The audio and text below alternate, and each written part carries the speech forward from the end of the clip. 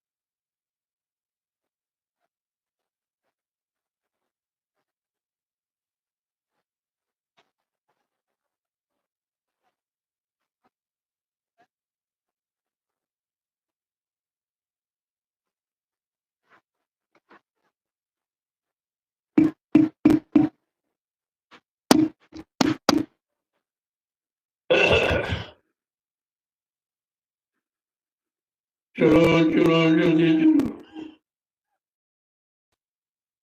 प्रेमियों, सत्संग का समय हो गया। सब लोग सामने आके बैठो ताकि एक एक वचन आपकी समझ में आ जाए। जब कभी ऐसे अवसर हमें आपको अपने मानव जीवन में मिला करे तो हम सब जीवों को सोचना चाहिए हमारे सबों पर हरि और गुरु की कृपा हो। बिना परमात्मा की कृपा के संत महात्मा नहीं मिलते और बगैर संतों की दया के इन जीवात्माओं का उद्धार नहीं होता। ये दोनों चीजें सत्य हैं और समय से आपको ये दोनों चीजें मिली, लेकिन आप उनको समझ नहीं पाए, उनको जान मान पहचान नहीं पाए, अपना बना नहीं पाए और अपनी जीवात्मा का कल्याण नहीं करा पाए।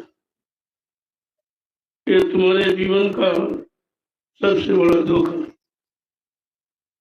और इस धोखे की पूर्ति रुपए पैसे धन दौलत सामान से आप नहीं कर। संसार में सब कुछ मिल जाएगा, लेकिन समय का गुरु मिलना बड़ा मुश्किल है। महापुरुषों ने कहा संत संत मिलन हरि के था, गोस्वामी दुर्लभ। अगर संसार में दुर्लभ है तो सच्चे सदगुरु का मिलना और परमात्मा की प्राप्ति की युक्ति है, ये दोनों चीजें दुर्लभ है। शुद्ध धारा और लक्ष्मी पापी वर्ग हो सबके पास, शुद्ध धारा और लक्ष्मी पापी के घर हो, लेकिन संत मिलन हरि कथा गोस्वामी दुर्लभ। तो ये चीजें संसार में दुर्लभ, लेकिन कलयुग के जीवों को सुलभ हो गई बिना किसी युक्ति के, बिना किसी साधना के, बिना किसी तपस्या के, और आपको मिल गए बिना बुलाए आए। आप तो बुलाना भी नहीं जानते हो, उन महापुरुषों को कैसे बुलाएंगे? बिना बुलाए आए और बिना मांगे। ये मूलक धन नाम दान जो जीवात्माओं को घर पहुंचाने वाला है, ये बिना मांगे आपको दे दिया। इससे बड़ा सौभाग्य जीव का क्या हो सकता? लेकिन फिर भी तो आप नहीं पहचान पाए जिसने इतनी बड़ी दया कृपा मेहरबानी जीवों पर की, उसी को आप नहीं पहचान। यही तो जीवों का दुर्भाग्य है कि सब कुछ मिलने के बाद भी वो अपने आप को गुरु में मिला नहीं पाया, गुरु को पहचान नहीं पाया, गुरु को अपना बना नहीं पाया। इससे बड़ा जीवों के लिए दुर्भाग्य क्या हो सकता। आज ये पुण्य पावन तिथि इस पर देश के कोने कोने से ये श्रद्धालु भक्त प्रेमी आए हुए हैं। शायद तिथि के बारे में कोई जानता है। ये पुण्य पावन तिथि उस समर्थ मालिक की है जिसने जीवात्माओं के हित के लिए ये नाम धन का खजाना तैयार किया और लुटाया नहीं, आदेश कर कि मेरे इस धन को लुटा देना, छिपा के मत, देने के लिए नहीं, लुटाने के लिए कहा। और कहा बदले में कुछ लेना नहीं। तो सृष्टि में किसी ने नहीं किया वो काम करने का आदेश, और वो काम किया गया। लेकिन जीव बेचारा इतना दुर्भाग्यशाली है कि अपने हित को, अपने लाभ को, अपने कल्याण को समझ नहीं पाया। यही तो दुर्भाग्य की बात है। तो आज ये ऐसे समर्थ मालिक की निजधाम जाने की पुण्यतिथि है, जो आज रात 12:00 पर लागू हो जाए। और उसमें आपको उनकी दया पाने के लिए कोई खास आपको मेहनत नहीं करनी है। गुरु संग जागरण का फल भारी, उनके साथ जागने का फल, एक रात्रि जागने का फल पूरे जीवन को लाभ दे देता है। लोगों ने कितना जागरण किया है, लेकिन मिला कुछ। जब तक जगाने वाला नहीं मिलेगा, तुम अपने मनगढ़ंत उपायों से कुछ करोगे तो तुम्हारे हित में नहीं होगा। जागरण का मतलब जो जागा हुआ महापुरुष आया, उसके जगाने पर अगर जाग गए और उसके साथ जुड़ गए तो उन जीवों का काम हो जाता है। बाकी बेचारे ऐसे रह जाते, उन्हें मालूम नहीं है, उनको ये जन जागरण नहीं मालूम कि कैसे लोगों का जागरण होगा और किस दिशा में, किस पक्ष पहलू में वो जगेंगे और वो काम करेंगे। आज जो तिथि आपके सामने है, उसी को बड़े हर्षोल्लास के साथ आध्यात्मिक दृष्टि से, भौतिक दृष्टि से नहीं, आध्यात्मिक दृष्टि से उसे मनाने का सौभाग्य मिला। आज इस तिथि की में दो महापुरुषों की दया है, गुरु और दादा गुरु। दो महापुरुषों की दया पाने का ये समय है, आज की रात है। ये रात कितनी महत्वपूर्ण है। रातें तो रोज होती है, लेकिन इस रात का विशेष महत्व है कि जिस रात को समर्थ मालिक अपने निर्धाम के भंडार सौंपा, इस भंडार को बांटा। उन्होंने तो नहीं बांटा, और तुम बांटते, और जिस महापुरुष ने बांटा उसी को तुम भूल गए, उसी को तो नहीं पहचान पाए। अब तो कोई इसे नहीं बांट सकता, हाँ सुना सकता है, लेकिन बांट नहीं सकता। बांटना और सुनाने में फर्क है। अगर 10 साल के बच्चे ने सुना तो भी तो सुना देगा, क्या वो सुनाने वाला बच्चा खुद दे भी सकता है? इतनी छोटी बात तुम्हारे समझ में नहीं आई कि देना किसे कहते हैं, सुनाना किसे। तो कहने का मतलब है, इसको आदेश दिया गया कि तुम इसे बांट देना, और उसने बांटा। 10 जुलाई 1952 से 2012, 60 वर्ष खुल के बांटा, और उसके बदले आपसे कुछ नहीं मांगा। इसको कहते हैं बांटना। इसको कहते हैं लुटाना, इसको कहते हैं देना। अब आप जब इस अर्थ को समझ ही नहीं पाए तो भ्रमित हो गए और उसका स्वार्थी लोभी लालचियों ने लाभ उठा लिया। लेकिन लाभ उन्होंने भी नहीं उठाया, उन्होंने कितने हजार जन्मों के लिए कर्जा लाद लिया, क्योंकि नाम का खजाना वही लुटा सकता है जिसने खजाने को कमाया हो। कमा करके ही वो लुटा सकता है। ये तो बात आपको मालूम है कि लुटाना किसे कहते हैं, किसने कमाया किसने नहीं कमाया, कौन लुटा सकता कौन लुटा नहीं सकता। अगर यह सब जानकारी आपने कर ली होती तो शायद इतना बड़ा संशय भूल भरम आपको अपने जीवन में कभी नहीं होता। और इतना बताने समझाने पर एक दिन नहीं 60 वर्ष मथुरा में आपको सुनाया, जगह जगह हिंदुस्तान में बड़े बड़े कार्यक्रम करके आपको बताया गया, समझाया गया, सिखाया गया, जगाया गया, तो फिर भी आपकी समझ में कुछ नहीं आया। इतना समय भूमंडल पर किसी शक्ति ने नहीं दिया। सतयुग त्रेता द्वापर के इतिहास को पढ़िए, जो काल शक्तियां आई थी उन्होंने तो बिल्कुल ये समय नहीं दिया। एक बार समझाया, नहीं माने तो मार काट दिया। वो समझाने का काम किया, हाँ इशारा तो किया उन्होंने, लेकिन इशारे को लोग समझ नहीं पाए तो मारे गए। और आज उससे बचाने के लिए आपको 60 वर्ष सम्राट मालिक ने आपको सुनाया, समझाया, चिताया, जगाया और कराया, और फिर भी आपकी समझ में कुछ नहीं आया। इससे बड़ा तुम्हारे जीवन का दुर्भाग्य क्या हो सकता। आज ये पुण्य पावन तिथि है तो शायद कोई कोई जानता है, क्योंकि उस महापुरुष ने अपनी कोई पहचान नहीं थी, अपना कोई प्रचार नहीं करा, अपनी कोई किताब नहीं लिखी, लेकिन कुछ इशारा किया। और जब लोगों ने प्रार्थना की तब कहा ठीक है, मेरे इस खजाने को तुम छिपा के मत रखना, बांट देना।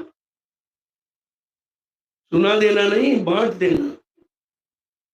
बांटने में कोई पैसा नहीं लिया जाता, सामान नहीं लिया, खैरात के रूप में यानी मुफ्त निःशुल्क। अगर इन शब्दों को भी आपने समझा होता तो शायद अपने मानव जीवन में इतना बड़ा धोखा आपको नहीं। तो इस तिथि का महत्व, यह तिथि गुरु के महत्व को बताती है कि हमारे इस भारत भूमि पर प्राचीन काल से गुरु का एक विशेष स्थान रहा है, और काल सबको गुरु की जरूरत है। बिना गुरु के आप यहाँ कुछ नहीं कर सकते। गुरु माने ज्ञान होता है, गुरु माने शरीर नहीं होता, जाति पाति नहीं होती है, मजहब धर्म नहीं होता है, कोई पढ़ाई लिखाई नहीं। गुरु माने ज्ञान। कौन सा ज्ञान? आत्मज्ञान। आत्मा की जानकारी जिसके पास वो आत्मिक गुरु कहलाता है, और शरीर इंद्रियों की जानकारी वो शरीर गुरु। इसलिए उन्होंने समझाकर ये कहा, अरे मानो तेरे जीवन को संभालने सुधारने के लिए तेरे साथ कितने गुरु जोड़े गए हैं। प्रथम गुरु पिता और माता जो है रक्त बीज के दाता, दूसर वही गुरु भई वो दाई। देखिए कितनी बड़ी बात। दूसर गुरु वही वो दाई, क्योंकि जानी गंदगी से आपको हटाया। तीसर गुरु नाम जो धारा, ले नाम जो गांव पुकारा। चौथा गुरु जो शिक्षा दीना, तम संसारी मारक छीना। पांचवा गुरु जो दीक्षा दीना, राम नाम का सुमरन कीना। छठवां गुरु भरम सब तारा, ओंकार से नाता जोड़ा। लेकिन सतवां सदगुर और शब्द रखाया, और जहां का जीव कहां पहुंचाया। ये सदगुरु का काम है, वो एक केवल कलयुग में आए, किसी युग में नहीं आए। इसीलिए बेचारे ऋषि मुनि हजारों वर्ष तपस्या करते रहे, लेकिन मालिक नहीं मिला, जीवात्मा नहीं जगी। क्योंकि जीवात्मा जगाने का अधिकार केवल संत सदगुरु को है, किसी को नहीं। और वो अभी कलयुग में आए, उन युगों में आए ही नहीं थे।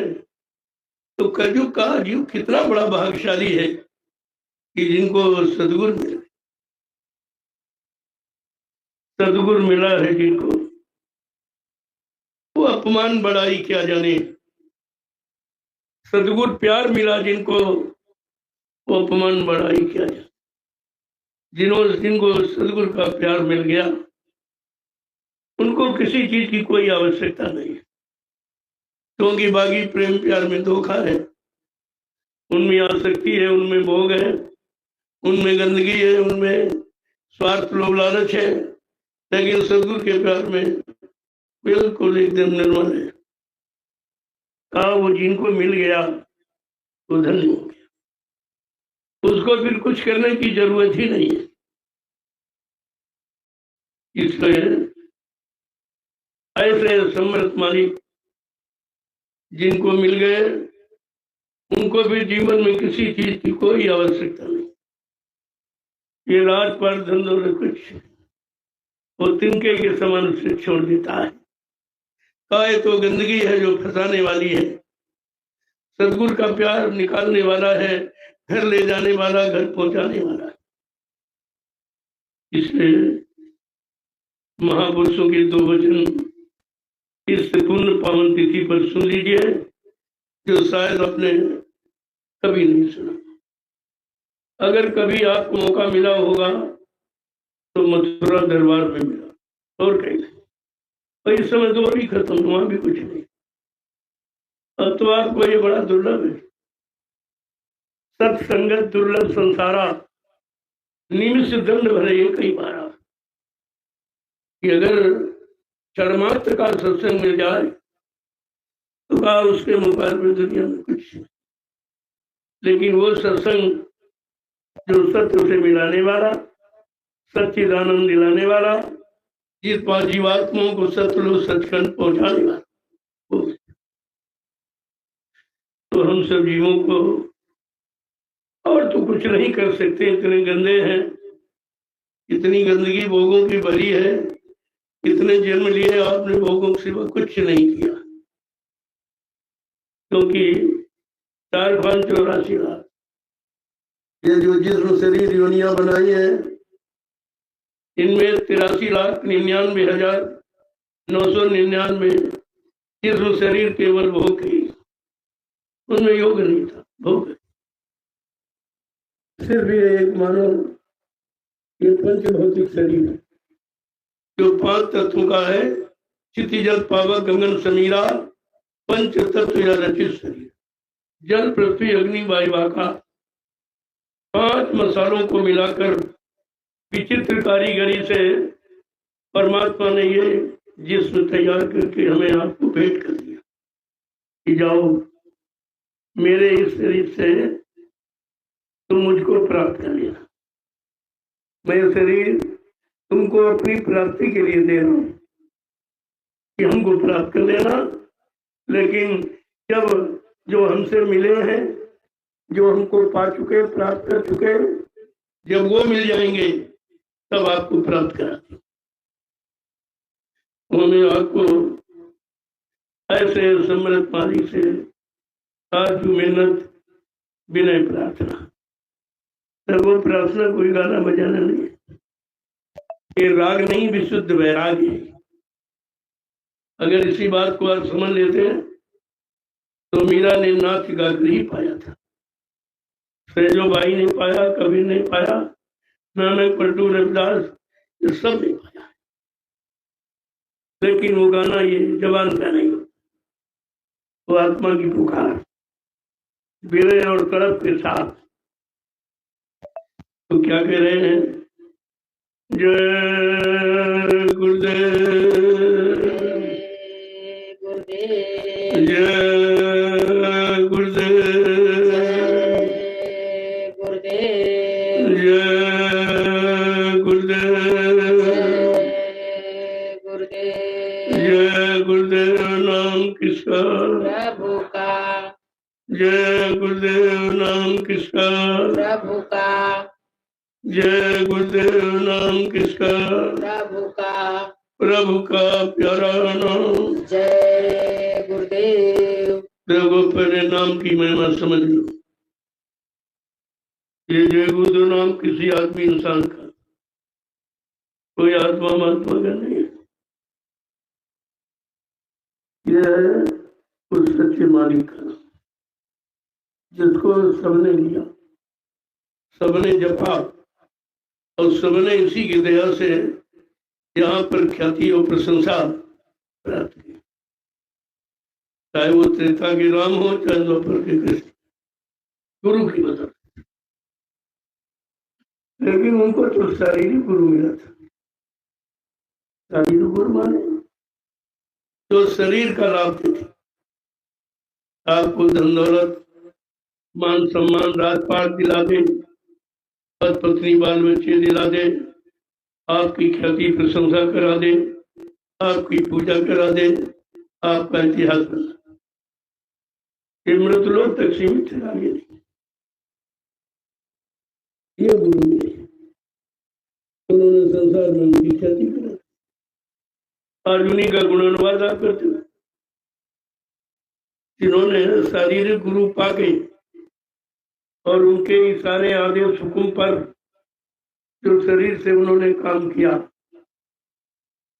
सबके हित का, सबके लाभ का और धर्म की स्थापना का, दुष्टों के संहार का, तुमका आज लोग नाम ले रहे हो। लेकिन उनकी जीवात्मा का उद्धार कल्याण नहीं हुआ, क्योंकि ये काम भौतिक गुरु नहीं करा सकते। आत्मिक गुरु, जिसे आध्यात्मिक गुरु कहते हैं, और आपको तो ऐसा ही मौका मिला। फिर भी अभी जल पूजा से लोग अलग नहीं होते, इतना ज्यादा बन गए हैं, फंस गए कि निकल नहीं पा। जयदेव गोस्वामी जी महाराज, जिन्होंने रामचरितमानस लिखा, उन्होंने चेतन की तरफ जीवों को ले जाने के लिए रामचरितमानस की रचना की। वो रचना भौतिक सुख आनंद पाने वाली नहीं है, आध्यात्मिक, लेकिन फिर भी लोग नहीं समझ पाए। यह कुछ आध्यात्मिक ग्रंथ के जानकार जब तक नहीं मिलेंगे, ये तो सब पढ़ने वाला जानकार नहीं है, रटने वाला जानकार नहीं है, सुनाने वाला जानकार नहीं है, गाने बजाने वाला जानकार नहीं है। जानकार कौन है? करने कराने वाला, जिसने कर लिया वो आपको करना सिखा देगा, और जिसने सुना वो सुना देगा, और जिसने पढ़ के जाना वो पढ़ के बता देगा, और जिसने गा बजा के जाना गा बजा बता देगा। लेकिन जिसने पाया है वो आपको प्राप्त करा देगा। आपको तो उसी की आवश्यकता है जो तुमको परमात्मा से मिला। तुमको का मतलब तुम्हारी जीवा, शरीर नहीं मिलेगा, शरीर तो आसमान काल का है, यही आपको छोड़ के जाना पड़ेगा। हाँ, इस पंच भौतिक शरीर को अधिकार मिला है कि अगर सच्चे सदगुरु की तलाश करके और तुमने प्रभु प्राप्ति का रास्ता ले लिया तो ये तुम्हारा काम अनंत जन्मों का ये सार्थक हो सकता है। कितने जन्म बीत गए, भटकते भटकते भटकते, कहते अब पोपर अटकिया, बिल्कुल बॉर्डर पर किनारे पर खड़े हो, अगर चेत गए तो उस पार हो जाओगे, अगर चूक गए तो फिर भवसागर में चले जाओ। अब आपको सिर्फ चेतना और चूकना को समझना है कि चेतना क्या है और चूकना क्या। ऐसे समृद्ध मालिक को पाकर पहली बार ऋषि मुनियों ने जंगलों में नहीं पाया, सोचते थे शायद जंगलों में रहता, वहां गए बेचारे खाली रहे। जब उसके लिए लिखा गढ़गढ़वासी है तो जंगलों में खोज करना तुम्हारा व्यर्थ का है, गुफाओं में छिप के बैठना कायर की तरह, ये भी आपके लिए धोखा है। क्योंकि वो स्पष्ट कह दिया कि गढ़गढ़वासी जर्रे जर्रे रोम रोम में रहने वाला है और तुम्हारे सब के अंदर बैठा, क्योंकि वो परमात्मा का अंश जीवात्मा हमारे आप सब के शरीरों में न छोटा न बड़ा, न गरीब न अमीर, न पढ़ा लिखा न अनपढ़, न हिंदू न मुसलमान, या जात पात कुछ नहीं, वो सब के अंदर विद्यमान है। क्योंकि अगर जीवात्मा अपने अंश यानी परमात्मा अपने अंश जीवात्मा को अगर शरीर में प्रवेश नहीं करेगा तो कोई शरीर जिंदा नहीं रह सकता।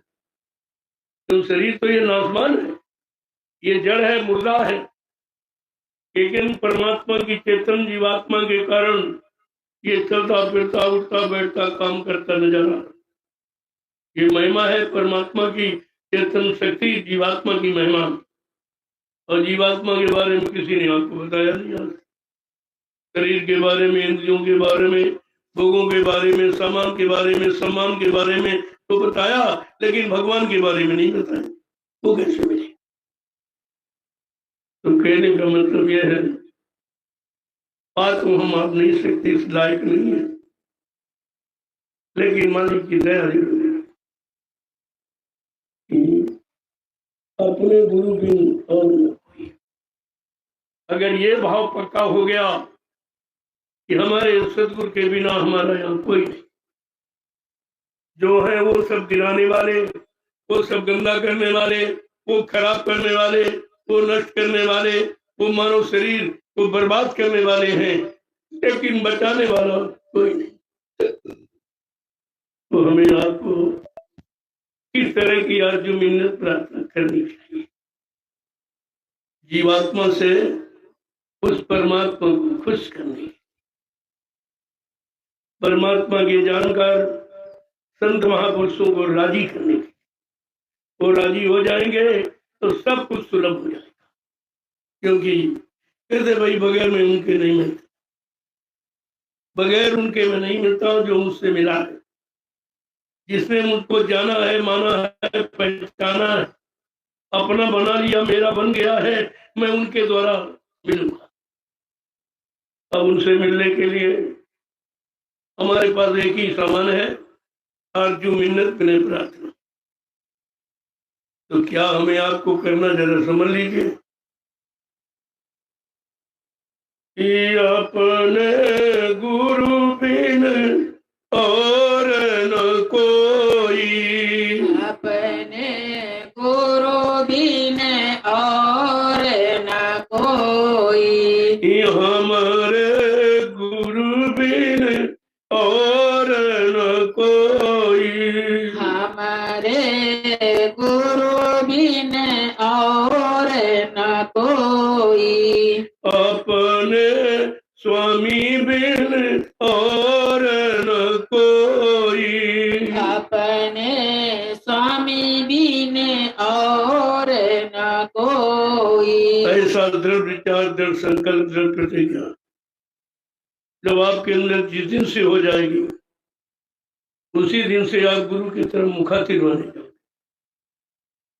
आगे क्या कह रहे हैं कि मात पिता बंधु सुत दारा, मात पिता बंधु सुत दारा, मात पिता बंधु सुत दारा, मात पिता बंधु सुत दारा, स्वार्थ के सब होई, स्वार्थ के सब होई, हमारे गुरु बिन और न कोई, हमारे गुरु बिन और न कोई, हमारे स्वामी बिन और न कोई, हमारे स्वामी बिन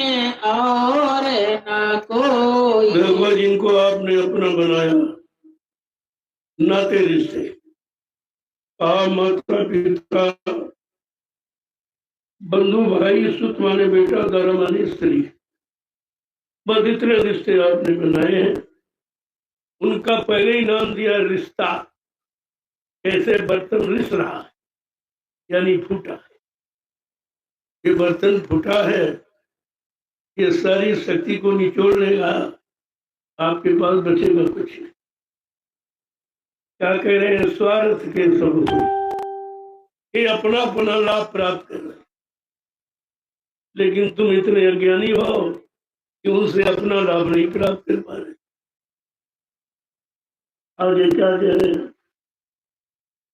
कि विरह रोग में रोवत डोलूं, विरह रोग में रोवत डोलूं, विरह रोग में डोलत रहूं, विरह रोग में डोलत रहूं, मन समझावत तो ही, मन समझावत तो ही, हमारे गुरु बिन और न कोई, हमारे गुरु बिन और न कोई, हमारे स्वामी बिन और न कोई, हमारे स्वामी बिन और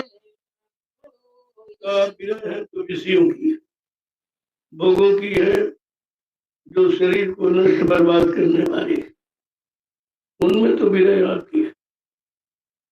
लेकिन आत्मा के कल्याण कराने वाले संत महापुरुषों में विरह नहीं है। जहाँ होनी चाहिए वहां से तुम बहुत दूर बैठे हो।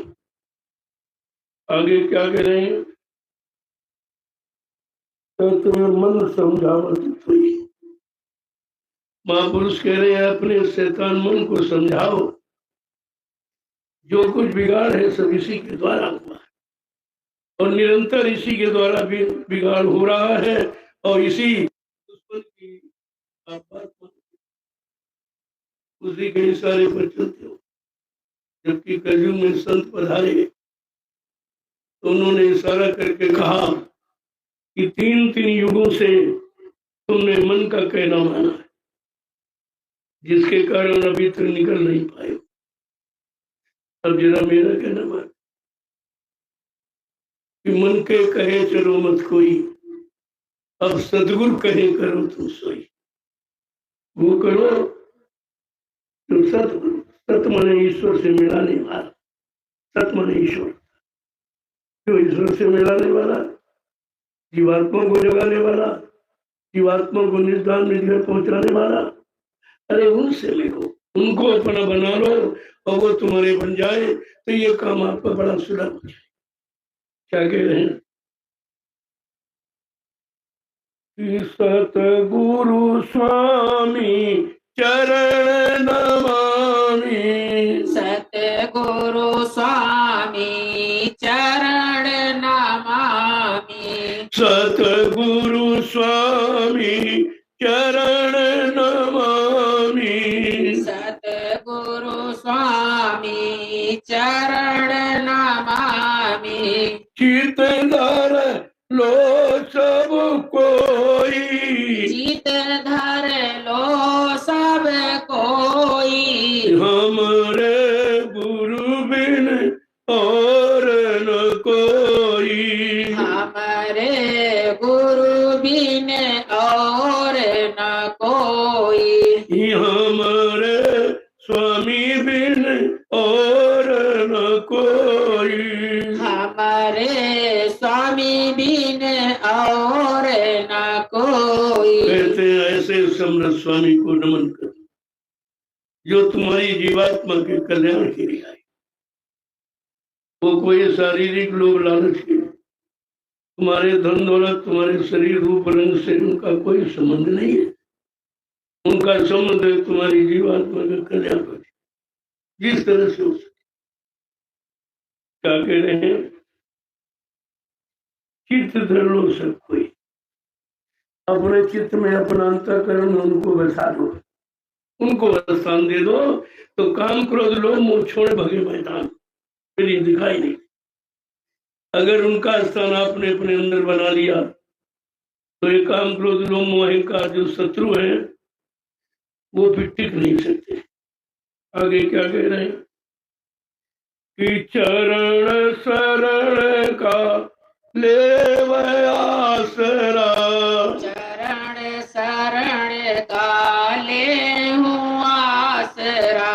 चरण शरण का ले वो आसरा, चरण शरण का ले हूँ आसरा, मत भटके मन मोही, मत भटके मन मोही, हमारे गुरु बिन और न कोई, हमारे गुरु बिन और न कोई, हमारे स्वामी बिन और न कोई, हमारे स्वामी बिन और न कोई। और सच्चा सारा चुनुक है, बाकी सारे तो झूठे।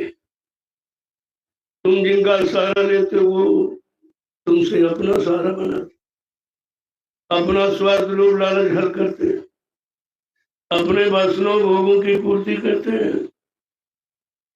क्या कह रहे हैं?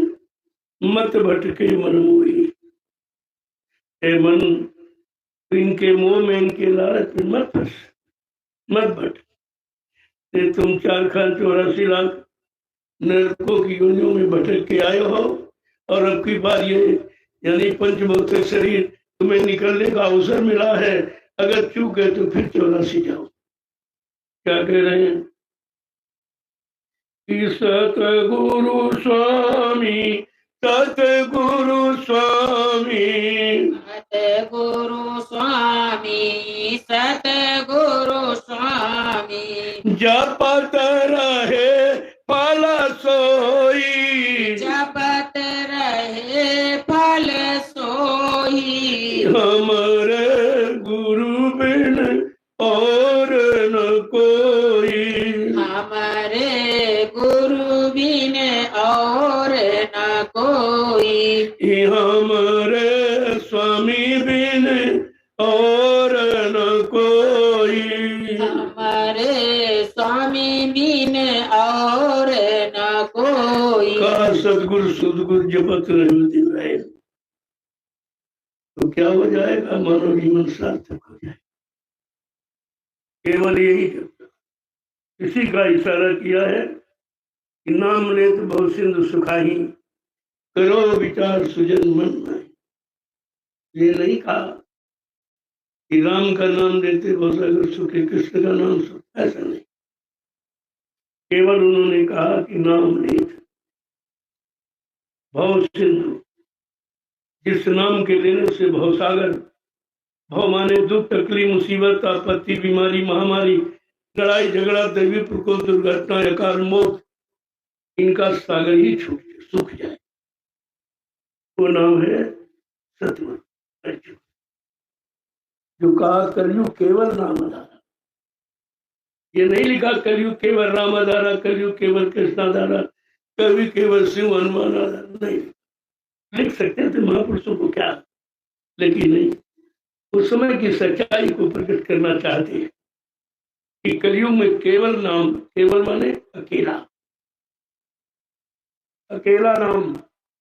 और जितने नाम आपको सुनाए पढ़ाए बताए गए, अकेला नाम कोई नहीं। ब्रह्मा सावित्री के साथ, विष्णु लक्ष्मी के साथ, शंकर पार्वती के साथ, राम सीता के साथ, कृष्ण राधा के साथ और देवी देवता, ये सब सहायक शक्तियों के साथ। लेकिन गोस्वामी जी महाराज लिख रहे हैं कि कलयुग का नाम अकेला, ये गुरु अकेला ही है, ये सदगुरु अकेला ही है। इसको किसी की का सहारा लेने की जरूरत नहीं, इसलिए इनको सर्व समर्थ कहा गया। ये सामर्थ माने ये असंभव को संभव बनाने वाले हैं। जो काम कोई न कर सके वो सृष्टि में करके दिखाने वाले हैं। इसीलिए ये जय गुरुदेव नाम अकेला है, आगे जय पीछे देव।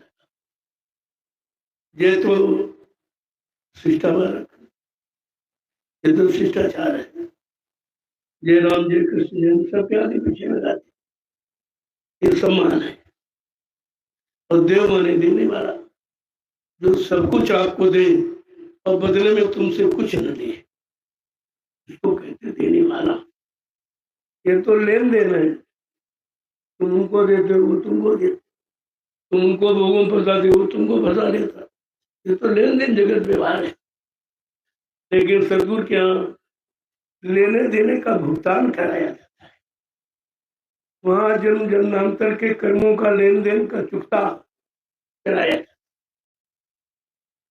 देखिए कितनी बड़ी चीज है, और कैसे संभाल कर महापुरुषों ने रखी, और आज कलयुग के कमजोर गंदे जीवों को दे दिया। लेकिन बेचारा समझ नहीं पा रहा, और उसकी समझ में नहीं आ रहा, तो कहा कि समझाएगा कौन, बताएगा कौन, चलाएगा कौन, पहुंचाएगा कौन, मिलाएगा कौन। उसके लिए क्या कह रहे,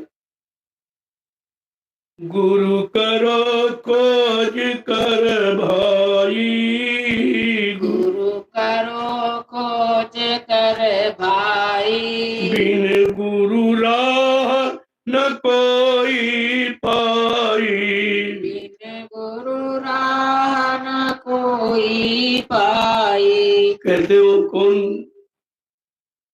कहते हैं खोजी और भेदी अगर मिल जाएंगे तो कोई चीज पाना असंभव नहीं रह जाएगा, वो सरल कर देती। भेदी लीजिए संग में चली आज्ञा मान, तादास को 3 लोक बहना है। कितनी बड़ी चीज, और कितना बड़ा उस भेदी को पाने का, खोजने का लाभ है। कहते हैं ऐसे समरथ सदगुरु की खोज करो, क्योंकि बिना उसके परमात्मा की प्राप्ति दुर्लभ है, किसी को नहीं मिला। न ऋषियों को मिला, न मुनियों को मिला, न ज्ञानियों को मिला, न अभिमानियों को मिला, न मान सम्मानियों को मिला, किसी को नहीं। आगे क्या कह रहे हैं कि जग डूबा भोजल धारा, डूबा भोजल धारा, जग डूबा भोजल धारा, जग डूबा भोजल धारा, कोई मिला न काढ़न हारा, कोई मिला न काढ़न हारा, गुरु करो खोज कर भाई, गुरु करो खोज कर भाई, बिन गुरु राह न कोई पाई, बिन गुरु राह न कोई पाई। का बिना सच्चे सदगुरु के ये संसार सब भवसागर में डूब रहा है, क्योंकि और कोई निकालने वाला नहीं है। जब सब डूबे हो तो निकालेगा, जो निकला हुआ अलग खड़ा हो वो तो निकालेगा। जहां सब डूबे हैं और डूबे वालों से तुम सारा आसरा कर तो हमें निकाल देगा, तो बेचारा खुद ही डूबा, तुम्हें क्या निकाल, वो खुद ही फंसा, तुम्हें क्या निकालेगा। क्या कह रहे हैं कि जग पंडित भेष विचारे, ऐसे विचारे, जग पंडित भेष विचारे, जग पंडित भेष विचारे, क्या जोगी ज्ञानी हारे, क्या जोगी ज्ञानी हारे, गुरु करो खोज कर भाई, गुरु करो खोज कर भाई, बिन गुरु राह न कोई पाई, बिन गुरु राह न कोई पाई। अब कह रहे तुमको किसने फंसाया, क्या तुम किस में फंस गए। का पंडित जोगी भेष विचारी, ये भेष बनाने वाले हैं तो जीवात्मा को सत्य देश पहुंचाने वाले नहीं है। तुमको भेष वाला नहीं चाहिए, जीवात्मा को देश में पहुंचाने वाला चाहिए। कितना साथ साथ है। कार क्या जोगी ज्ञानी हारे, ये तमाम तपस्या करके हार गए, कुछ नहीं मिला, न परमात्मा मिला, न उनकी जीवात्मा जगी, न घर पहुंची। का जोगी योग लगाकर साधना करके हार गए, लेकिन वो मालिक नहीं मिला, वो भी बेचारे खाली रह गए। आगे कह रहे हैं कि वो मिलाने वाला कौन है, वो भी जानकारी देंगे। वो कभी आपको भ्रम में नहीं रखेंगे कि संतन से प्रीति न धारी, संतन से प्रीति न धारी, संतन संग प्रीति न धारी, संतन संग प्रीति न धारी, क्यों उतरे भवजल पारी, क्यों उतरे भवजल पारी, गुरु करो खोज कर भाई, गुरु करो खोज कर भाई, बिन गुरु राह न कोई पाई, बिन गुरु राह न कोई पाई। अब बेचारे ये वंचित क्यों रह गए, खाली क्यों रह गए? क्योंकि ऋषि मुनियों ने जो सतयुग त्रेता में तपस्या की, उस समय संत नहीं आए। संत जिसके पास सबका अंत है, सबकी जानकारी है, कोई लाल पीले कपड़े पहने संत नहीं हो सकता।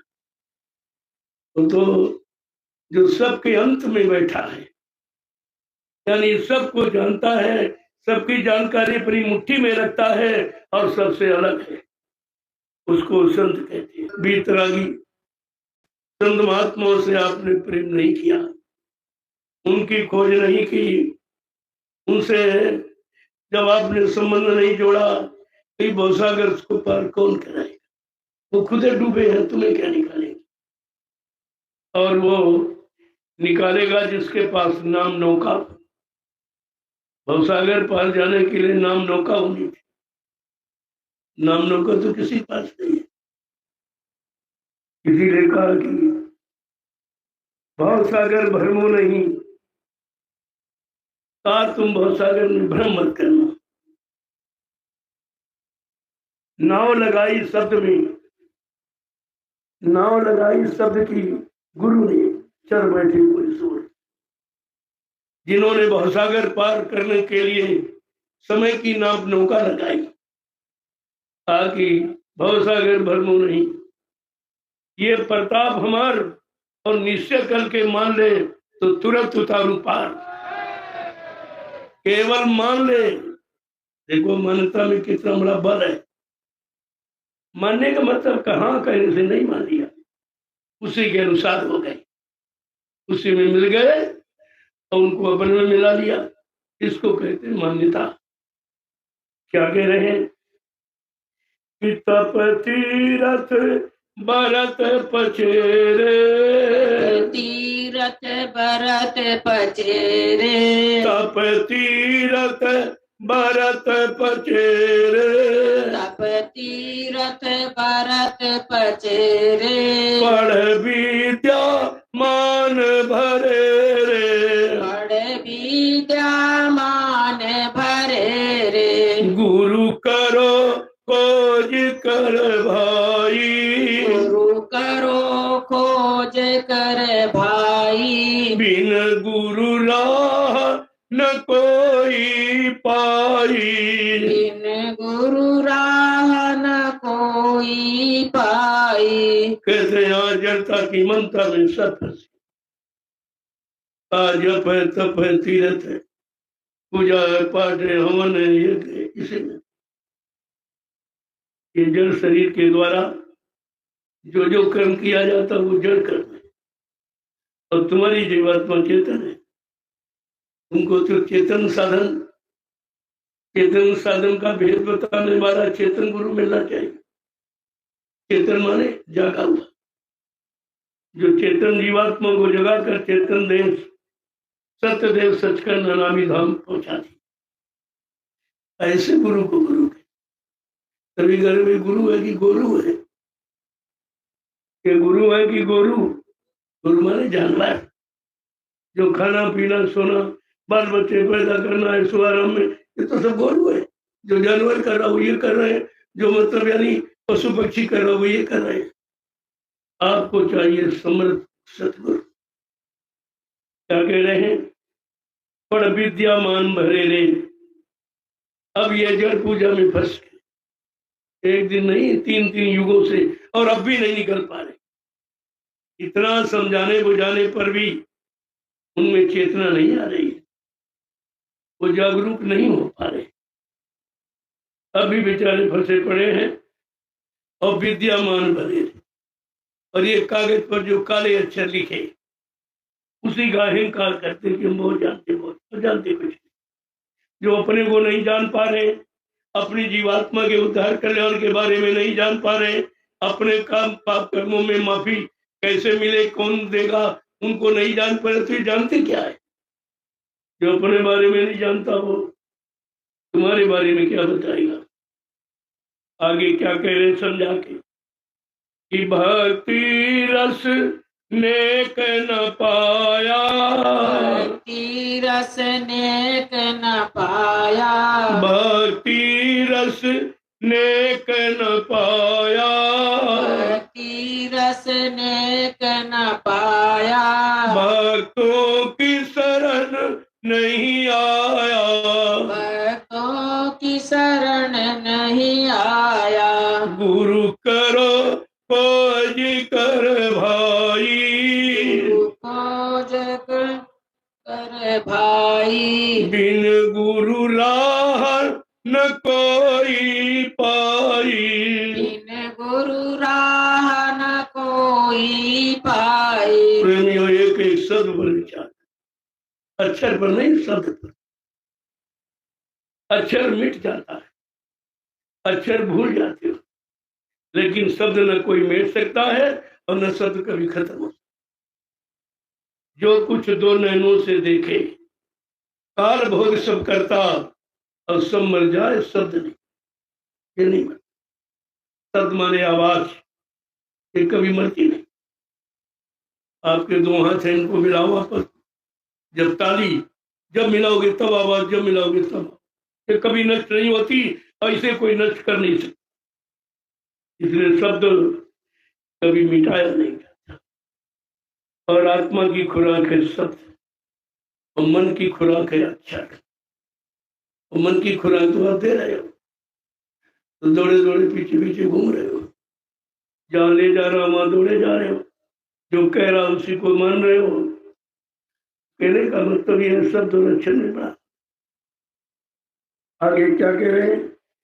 भक्ति रस नेक न पाया, उसने नाम की भक्ति, और उसका नाम जो सतगुरु के द्वारा जगाया गया था, नाम की भक्ति। इसी को गुरु भक्ति, सतगुरु भक्ति है। कहा जब तक वो भक्ति नहीं मिलेगी, उस नाम की भक्ति की कमाई नहीं करोगे जो तुम्हारी जीवात्मा के कल्याण के लिए नाम लाया गया, जगाया गया, सिद्ध किया गया। क्या कह रहे हैं? और भक्तों की शरण न आया, जिन्होंने उस जगाए नाम की कमाई की और उसका रस प्राप्त कर लिया, यानी अपने आप को सिद्ध कर लिया, जगा लिया।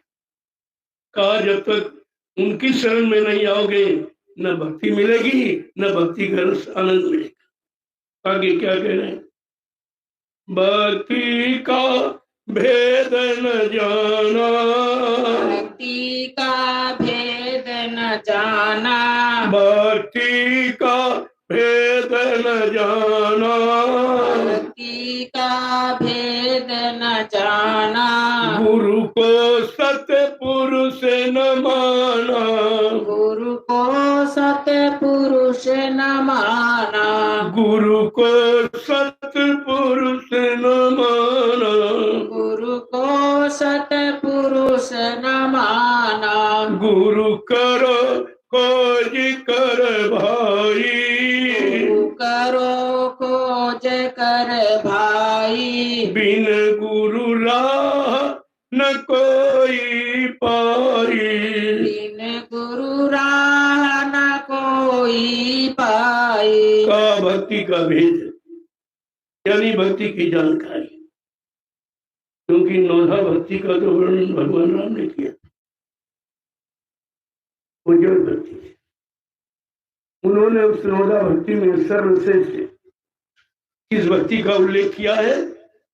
प्रथम भक्ति संतन कर संगा और दूसर रत्न कथा प्रसंग। भगवान राम ने कहा पहली भक्ति संतों का सत्संग है, संतों का मिलना है, संतों का दर्शन है, संतों का दीदार है। और दूसरी भक्ति मेरी कीर्ति यश का बखान। खुद का रामचित फिर भी जी बेचारा नहीं समझता, फिर भी अंध भक्ति में पड़ा हुआ है कि भाई रामचरित मानस चलो उसी की मान लो ना किसी की मान लो। और रामचरित मानस की रचना संत गोस्वामी जी महाराज, वो संत की रचना, वो किसी ज्ञानी ध्यानी विज्ञानी की नहीं है। क्या कह रहे हैं? भक्ति का भेद न जाना, बिना सदगुरु के सच्ची भक्ति आत्मभक्ति की जानकारी भी किसी को नहीं हो सकती है। और कहते हैं कि और गुरु को सत्पुरुष न माना, वो सच्चा मालिक है। लोगों बाकी सब स्त्रियां हैं, केवल एक पुरुष है सत्पुरुष, क्योंकि हमारे आपके अंदर जीवात्मा स्त्रीलिंग है, ये जीवात्मा स्त्रीलिंग है। तो उस दृष्टि से तो सभी स्त्रियां, केवल इनका एक ही पति है सत्पुरुष, इन जीवात्माओं का एक ही पति सत्पुरुष। शरीर का पति तो कोई बना लोगे, लेकिन जीवात्मा का पति वो नहीं हो सकता। कितना साफ साफ शब्दों में कह रहे हैं कि भक्ति का भेद न जाना, बिना सच्चे सदगुरु के, समय के सदगुरु के न कोई भक्ति का भेद जान सकता है कि सच्ची भक्ति कौन है, जड़ भक्ति कौन है, चेतन भक्ति कौन है, अंध भक्ति कौन है और जागरूक भक्ति कौन है। आगे क्या कह रहे हैं कि गुरु सबको पार लगावे, गुरु सबको पार लगावे, गुरु सबको पार लगावे, गुरु सबको पार लगावे, जो जो उनकी शरण में आवे, जो जो उनकी शरण में आवे, जो जो उनका ध्यान करावे, जो जो उनका ध्यान करावे, गुरु करो खोज कर भाई, करो खोज कर भाई, बिन गुरु राह न कोई पाई, बिन गुरु राह न कोई पाए। एक एक शब्द पर विचार कीजिए आप क्या कह रहे हैं। गुरु सबको पार लगा, और यहाँ कोई पार नहीं लगा सकता। गुरु के लिए कहा, न राम के लिए कहा, न कृष्ण के लिए कहा, और गुरु सबको पार लगा। राम को भी जो भी सम्मान मिला वो गुरु वशिष्ठ विश्वामित्र के द्वारा ही मिला। कृष्ण भगवान को जो सम्मान मिला वो भी गुरु के द्वारा। कम से कम सोचना चाहिए, अगर संदीपन गुरु न मिले होते तो कृष्ण को कोई नहीं चाहता। ये गुरु की महिमा है। जब राम कृष्ण को गुरु मिले, इतना बड़ा इतिहास, इतनी पूजा हो रही, अरे कलयुग के जीवो तुम कितने बड़े भाग्यशाली हो, तुम्हें तो समय का सदगुरु मिला है जो राम कृष्ण को भी नसीब नहीं हुआ। अगर तुम उनकी बात मान लो, उनके बताए रास्ते पर चल पड़ो, अपनी जीवात्मा का कल्याण करके घर पहुंच जाओ, तो सारी सृष्टि तुम्हारी पूजा करेगी। सारी जो चराचर में जितने भी सब तुम्हारी। जब सदगुरु का जीव मृत्यु मंडल से जाता है तो सारे मंडलों के अधिष्ठाता उसकी आरती करते, कहते धन्य है ये जीव जो आज अपने घर जा रहा है सदगुरु की कृपा से। वो बेचारे अपने अपने लोक में बैठकर उस लोक का तो शारीरिक सुख भोग रहे हैं, लेकिन उनकी जीवात्मा का कल्याण नहीं। वो भी बेचारे खाली रह गए कि उनको समय का सदगुरु नहीं मिला। इसीलिए तो कहा गया है कि ब्रह्मा जी ब्रह्मलोक का सुख आनंद उठा रहे हैं, लेकिन उनकी जीवात्मा जगी न घर पहुंची। भगवान विष्णु विष्णुलोक का सुख आनंद उठा रहे हैं, उनकी जीवात्मा जगी न घर पहुंची। भगवान शिव शिवलोक का सुख आनंद उठा रहे हैं, उनकी जीवात्मा जगी न घर पहुंची। भगवान राम साकेत लोक का सुख आनंद उठा रहे हैं, उनकी जीवात्मा न घर पहुंची। भगवान कृष्ण गोलोक का सुख आनंद उठा रहे हैं, उनकी जीवात्मा जगी न घर पहुंची। देवी देवता देवलोक का सुख आनंद उठा रहे हैं, उनकी जीवात्मा जगी न घर पहुंची। क्योंकि जीवात्मा जगाने का अधिकार केवल संत सदगुरु को है, और वो कलयुग में आए, वो किसी युग में नहीं आए थे, इसलिए सब बेचारे खाली रह गए। कलयुग का युग कितना बड़ा भाग्यशाली है, लेकिन अब वो अपनी भागशीलता पर ठोकर मार रहा है। उसको समझ ही नहीं आ रहा कि हम कहाँ हैं, हमारी क्या महिमा है। मतलब यानी अगर ये समझ में आ जाता तो कलयुग से नहीं जान युग जो न कर विश्वास। कलयुग के समान अच्छा युग जीवात्मा के कल्याण का कोई नहीं, लेकिन संत महापुरुषों पर विश्वास हो जाए। बात विश्वास की होती है। अगर विश्वास होता तो जो ये लीला हुई है इसको आप समझ लेते, लेकिन आपको विश्वास नहीं था। ये विश्वास देखने के लिए लीला हुई। आज जरा हमने 60 साल पढ़ाया इनको, जरा कुछ परीक्षा लेके देखे कुछ पढ़ाना है कि नहीं, कुछ याद इनको है कि नहीं, मेरे वचन इनको याद है कि नहीं, मेरा सत्संग याद है कि नहीं, मेरे कार्यक्रमों की महिमा इनको मालूम है कि नहीं, मेरी दूरदर्शी व्यवस्था भूमि ज्योतिर् आकाशकार संगठन ये परिवर्तन की नींव है, इसके बारे में इनको कोई होश है कि नहीं है। ये इसी की जानकारी के लिए लीला की गई, और उसमें सब फेल हो गए, कोई नहीं पास, कोई पास नहीं निकला, सब दूर चले गए, और अब भी उनकी दूरी बढ़ती ही जा रही है। अब इनको पछताना पड़ेगा, क्योंकि निरंतर समझाया भी जा, और शक्तियों होती जो काल शक्ति होती तो मार काट के खरियाल कर देती। राम ने एक बार समझाया रावण को, नहीं माना तो मार। कृष्ण ने एक बार कंस को समझाया, नहीं माना तो मार। लेकिन आज समर्थ दयालु मानी थी, वो काल शक्तियां थी, ये दयाल शक्ति। दयाल शक्ति कभी मार काट नहीं करती है, बार बार मौका देती है, बार बार समझाती है। तो आपको तो ये फिर दोबारा मौका मिल गया कि चलो भाई भूल गए हो तो फिर याद करो, कोई चीज नहीं याद है तो दोबारा समझ लो उसको। अगर फिर नहीं समझे तो तुम जानो तुम्हारा काम जाने। तो ये समझाने का दौर है। तो 12 वर्ष से लगातार 13वां तक लगातार पूरे हिंदुस्तान में घूम घूम कर फिर पहले जैसा, यानी सबने जगह जगह आपको दिया। यही राष्ट्रीय मंच जो आज लगा हुआ है, इसी मंच को लगाकर मैंने पूरे हिंदुस्तान में दोबारा फिर बच्चों की याद कराई और करा रहा हूँ। और न जाने न माने तो फिर तुम जानो तुम्हारा काम। ये नहीं कर सकते, हमको किसी ने मौका नहीं दिया, हमें किसी ने समझाया नहीं, हमारे पर किसी ने हमदर्दी नहीं की, हमारे प्रति किसी को चिंता नहीं थी। ये आप कह नहीं सकते हो। आगे क्या कह रहे हैं? गुरु से तू बेमुख फिरता, गुरु से तू बेमुख फिरता, गुरु से तू बेमुख फिरता, गुरु से तू बेमुख फिरता, मन के नित सन्मुख रहता,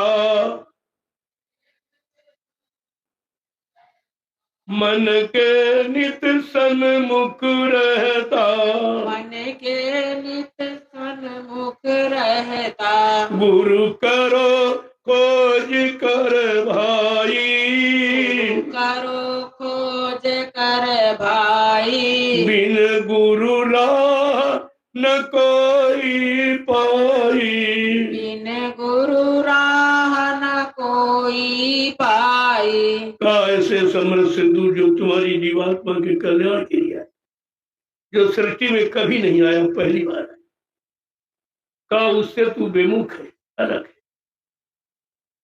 कह रहे कि अब मन के निसन्मुख रहता है, जिस मन ने तुझे धोखा दिया है। महापुरुषों ने उसके बारे में भी जानकारी दी है। बड़ा बैरी है मन घट में, किसी को जीतना कठिना, पढ़ो तुम इसी के पीछे और सभी यत्न तजना। जितने यत्न शरीर इंद्रियों के आपने अपनाए हैं, पूजा है, पाठ है, तीर्थ है, व्रत है, दान है, हवन जपते हुए गंगा स्नान है, का इनको छोड़, इनको कर करके तू अब भी फंसा पड़ा है और अब भी कर रहा। जब 3-3 युगों से करता रहा, नहीं निकल पाया, नहीं लाभ ले पाया, नहीं कुछ इनसे मिल पाया, तो अब तुझे क्या मिलेगा? कहता तुम मन के पीछे पड़, अब इनके करने के पीछे मत पड़, मन के पीछे। क्यों? जिन्होंने मार मन डाला उन्हीं को सूरमा कहना। आज सच्चा सूरवीर कौन है? जिसने अपने दुश्मन मन को मार दिया, इस मन को कर लिया, कंट्रोल, नियंत्रण कर लिया इस पर, वो सच्चा बहादुर है। कितना साफ साफ शब्द में कहा, कहते कि गुरु का ध्यान कर प्यारे, बिना इसके नहीं छूटना। दोनों इंद्रियों के समस्त भोगों का ध्यान किया है, ये कर लें, ये कर लें, वो कर लें, राजपाट मिल जाए, धन मिल जाए, दौलत मिल जाए, औरतें यानी औरत मिल जाए, पति मिल जाए, बच्चे मिल जाए, दुकान में, कहीं तो आपने सब। लेकिन कभी ये सोचा कि भगवान मिल जाए, कभी ये सोचा कि जीवात्मा जगह परमात्मा से मिल जाए, कभी नहीं। क्या करना था, क्या लागे कर्म, वो यही अचंभा भारी है। महापुरुष कहते बड़ा आश्चर्य है, क्या काम करने का वादा करके तू आया और किस काम में फंस गया? तूने गर्भवास में तो वादा किया था माँ के पेट में कि अब प्रभु कृपा करो यही भांति, सब तजी भजन कर दिन रात। ये वादा आपने किया, सबने, हमने, आपने, सबने एक ही तो वादा किया, दूसरा नहीं। और किस नाम से किया? प्रभु नाम से। और प्रभु नाम अब आया है। गोस्वामी महाराज ने इशारा करके कहा कि जब प्रभु नाम आएगा, जो प्रभु नाम लेकर मालिक आएगा खुद भूमंडल पर, प्रभु नाम को जगाएगा, सिद्ध करेगा, प्रभु नाम का प्रचार कराएगा, प्रभु नाम से जीवात्माओं को जगाएगा, प्रभु नाम का बेड़ा भवसागर में लगाकर इन जीवात्माओं को घर पहुंचाएगा। इससे आपने वादा किया था माँ के गर्भ में, अब प्रभु कृपा करो यही बात। ये नहीं कहा अब राम कृपा करो, कृष्ण कृपा करो, हनुमान, शंकर, देवी देवता पर तो नहीं लिखा। तुम लिखे को भी नहीं मानते हो, रोज पढ़ते हो, तो फिर भी नहीं मानते हो, क्योंकि मान्यता तुम्हारे अंदर जब होगी, जिसने माना और जाना और पहचाना और प्राप्त किया, जब तक वो नहीं मिलेंगे तब तक आपको मान्यता कराना भी कोई नहीं सिखा सकता। बड़े ऐसा शुद्ध ने कहा कि तुम्हारी जीवात्मा ने ये वादा किया है, अब प्रभु कृपा करो यही भांति, सब तजी भजन कर दिन रात। क्या वादा किया है? हे प्रभु, अब हमारे पर ऐसी दया करो, हमें इस जाल से निकालो, इस नरक कुंड से बाहर करो। बड़ा दुख है, बड़ी बदबू है, मतलब यानी बड़ी परेशानी, बहुत दुख है। क्योंकि सबसे बड़ा दुख क्या है? जन्मत मरत तसे दुख हुई, जन्म और मरण की सैनी पीड़ा, इस पीड़ा से मुक्त कर, दोबारा ये पीड़ा न मिले, इस मुसीबत और पीड़ा में ना आवे, ऐसी कृपा दया कर दीजिए। हमको नरक कुंड से अब की बार बाहर करो, मैं दिन रात तुम्हारा भजन करूं। हमने आपने भजन का वादा किया है तो यहाँ उज्जैन पूजा में फंस गए। ये तो रामचरित मानस नहीं कहती आपने ये वादा किया, वो भी तो आप भूल गए। वो भी कोई जानकारी देगा, जो स्वयं जानकारी से अनभिज्ञ है, अलग है, वंचित है, वो आपको क्या जानकारी? और तुम उन्हीं के सहारे बैठे हो। जो स्वयं नहीं जानते तुम्हें क्या जनाएंगे, जिन्होंने स्वयं नहीं पाया तुम्हें क्या प्राप्त कराएंगे, जिन्होंने जीवात्मा को खुद नहीं जगा पाया तुम्हारी जीवात्मा को क्या जगाएंगे, जिन्होंने जीवात्मा को परमात्मा से नहीं मिला पाया वो तुम्हें क्या मिलाएंगे। इतनी भी जानकारी आपके पास नहीं। आगे क्या कह रहे हैं, कर्मों में पछता खपता, कर्मों में पछता खपता, कर्मों में पछता खपता, कर्मों में पछता खपता, नर देही बाद गवाता, नर देही बाद गवाता, नर देही बाद गमाता, नर देही बाद कमाता, गुरु करो खोज कर भाई, गुरु करो खोज कर भाई, बिन गुरु राह न कोई पाई, बिन गुरु राह न कोई पाई। कायनी भौतिक कर्मों में, शारीरिक कर्मों में, इंद्रियों के कर्मों में रात दिन यानी फंस रहा है, बार बार जन्म ले रहा, बार बार मर रहा है। और कहते हैं नरदेही बात, ये आपको अवसर मिला आपकी बात, पंच भौतिक शरीर का वो भी तू बर्बाद कर रहा, यानी 4,84,00,000 नरकों की योनियों में भ्रमण करके मार खा के आए हो। एक बार ये अवसर मौका मिल गया, चलो अब की बारी से एक अवसर दे दो, ये जाग जाए, अपना काम बना ले। और वो 83,99,999 जिस्म शरीरों का अनुभव था, और उसी अनुभव के कारण ये नरदेही मिली, उसमें भी आप फंस गए, फिर आप फिर भोगों में चले गए। कहते हैं नरदेही बात कमा, ये पंच भौतिक शरीर व्यर्थ में गंवा रहा है, बर्बाद कर रहा।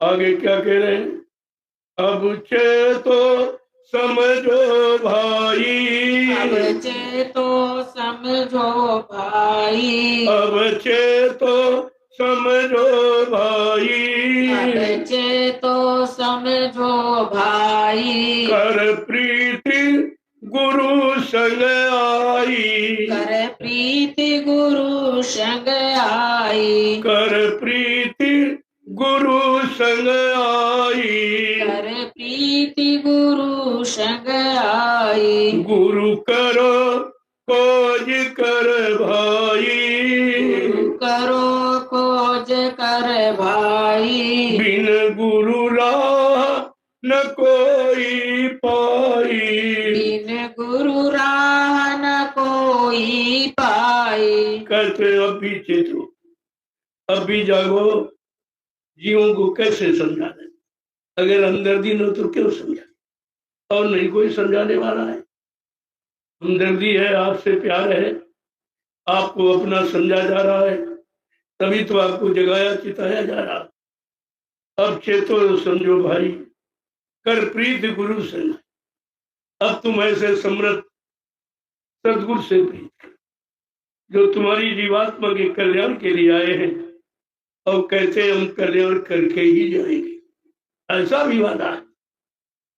ये भी नहीं कहा कि नहीं नहीं अगर नहीं मानोगे तो हम चले जाएंगे, कहते नहीं, मैं अपना काम करके ही जाऊंगा। नहीं, अब की बात दोबारा सही। अरे सतगुरु 7 जन्म तक पीछा करके कहाँ भक्के जाओगे, तुम बचने वाले नहीं हो। अगर अब की बार कर लो, सामने कर लो तो सरल है, नहीं फिर अमन होए न होए, ऐसी दया मिले मिले न मिले, तो ऐसा मतलब यानी थोड़ा बहुत शर्मात करना पड़े, काम बन जाए, ये सरलतम रास्ता आपके लिए, ये सेवा का न मिले, क्योंकि किसी संत ने ये सेवा नहीं रखी।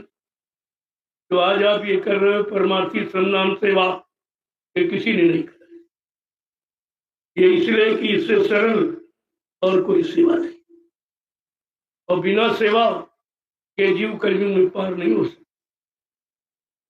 और कोई सेवा जैसे तपस्या है, त्याग है, संयम, ब्रह्मचर्य तो आपसे होना नहीं, ये तुम्हारे बस का है नहीं, भजन आपके बस का है नहीं, सत्संग याद रखना आपके बस की बात नहीं।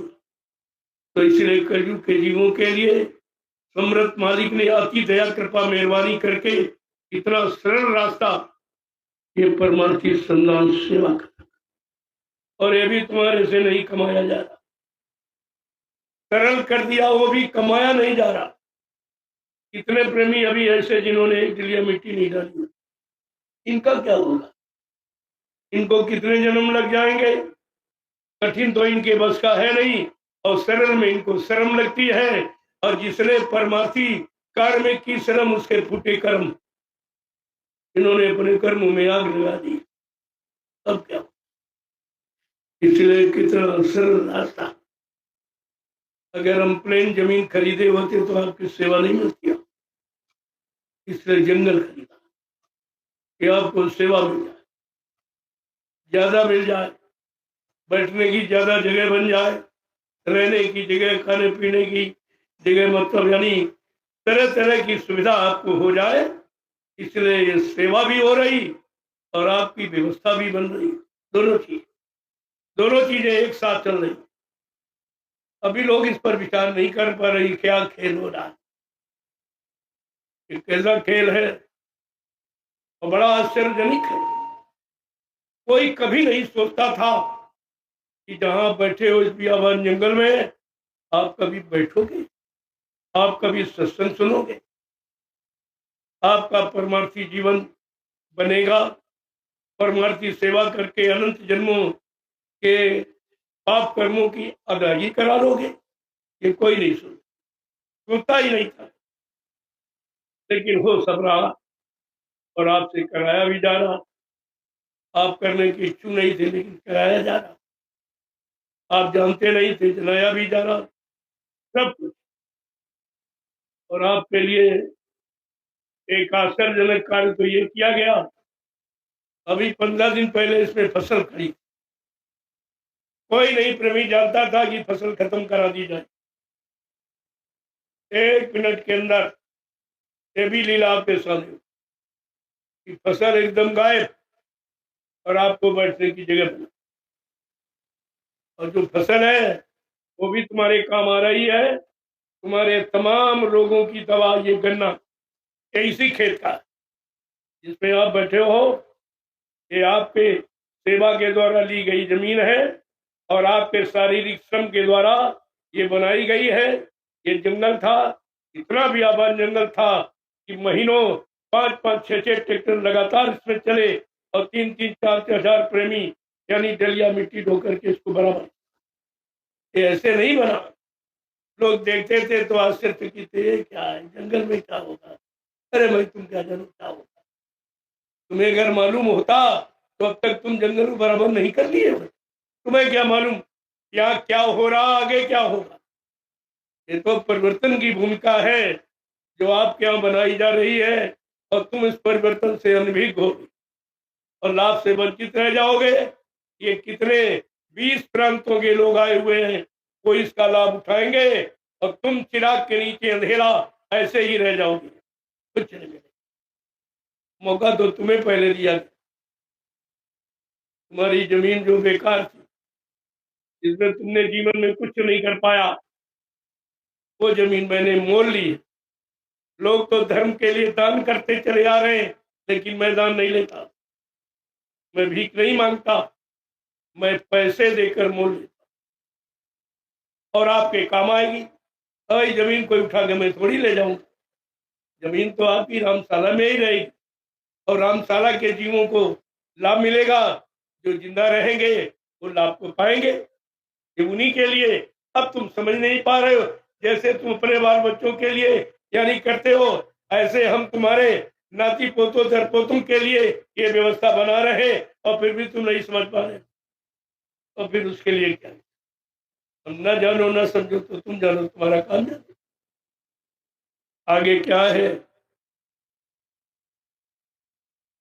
कह कर सतगुरु स्वामी गाई, कर सतगुरु स्वामी गाई, कह कर राधा स्वामी गाई, कह कर राधा स्वामी गाई, करनी कर मिले बड़ाई, करनी कर मिले बढ़ाई, गुरु करो खोज कर भाई, करो खोज कर भाई, बिन गुरु राह न कोई पाई।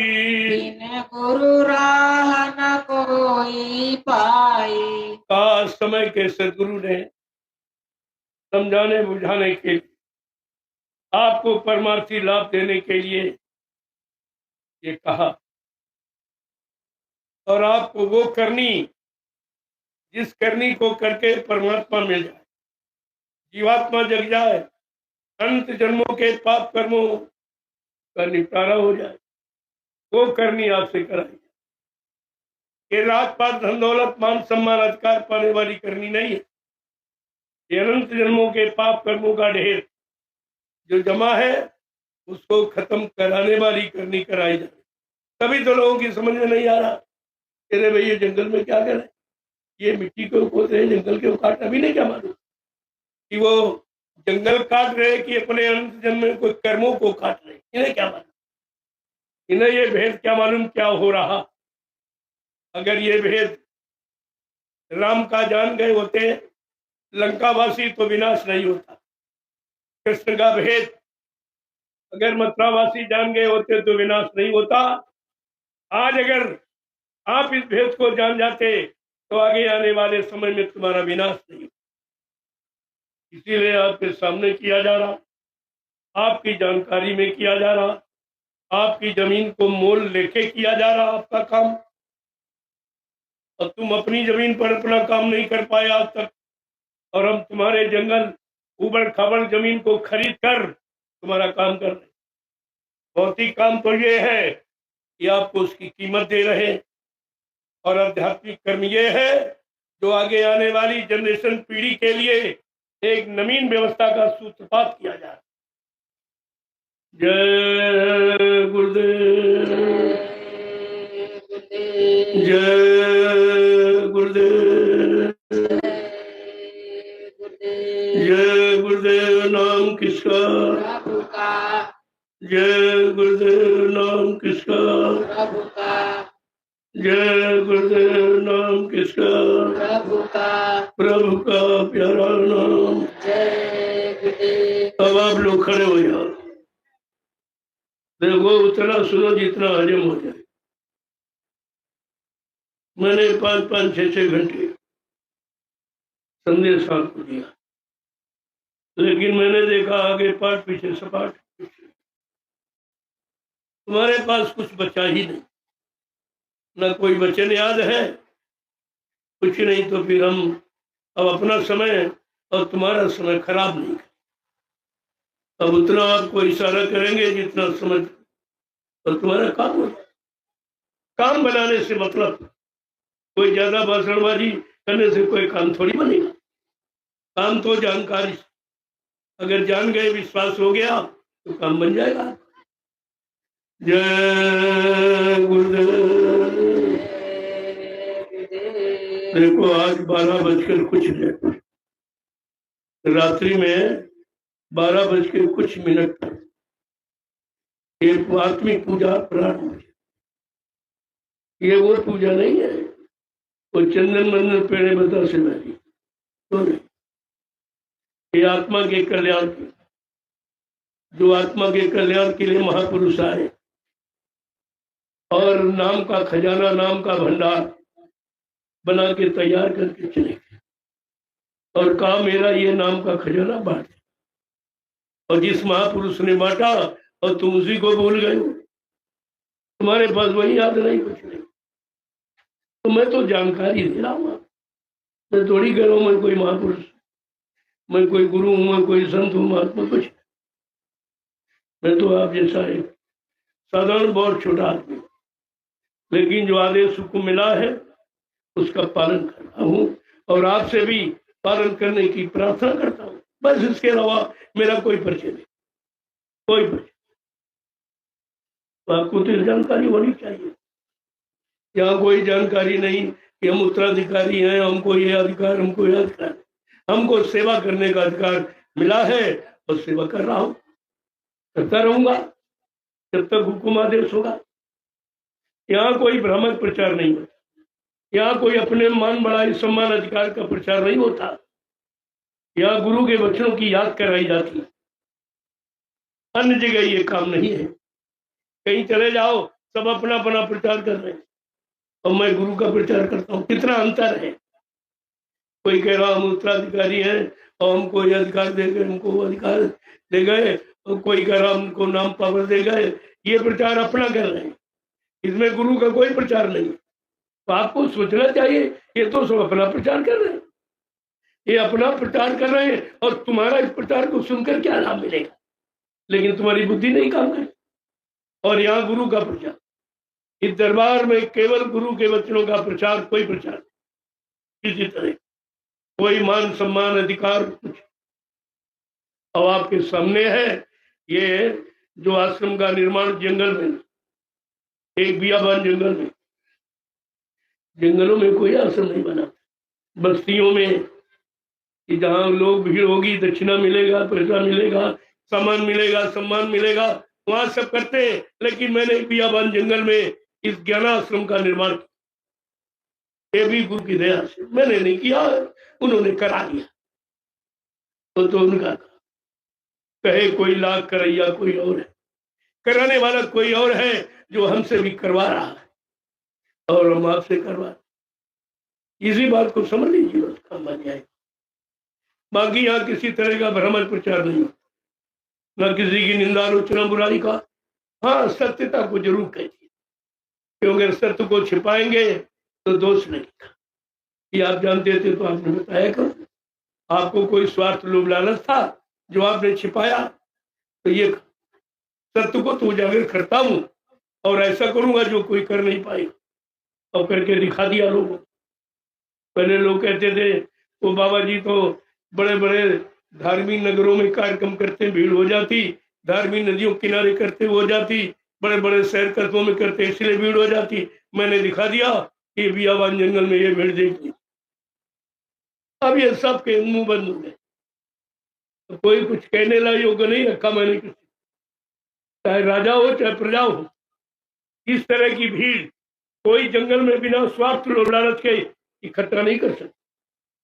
तो देखिए यहाँ कोई सुविधा नहीं है।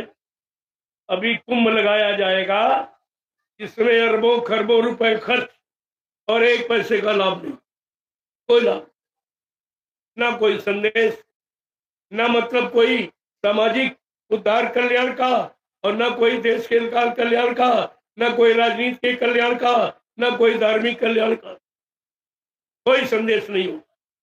अरबों खरबों रुपए खर्च हो जाएंगे, इसका हिसाब देना पड़ेगा। ऐसा मत सोचिए कि कोई लेने वाला नहीं है, कोई देखने वाला देख नहीं रहा है। ये सब आपके सामने हो रहा है, ऐसा नहीं मुझे कुछ मालूम नहीं। लेकिन ये देखिए, बिना कुंभ का कुंभ, एक नया पैसा सरकार का नहीं किसी। ये प्रेमी अपना खुद खर्च कर, अपनी गाड़ी कमाई खर्च करके इस जंगल में आए हुए हैं।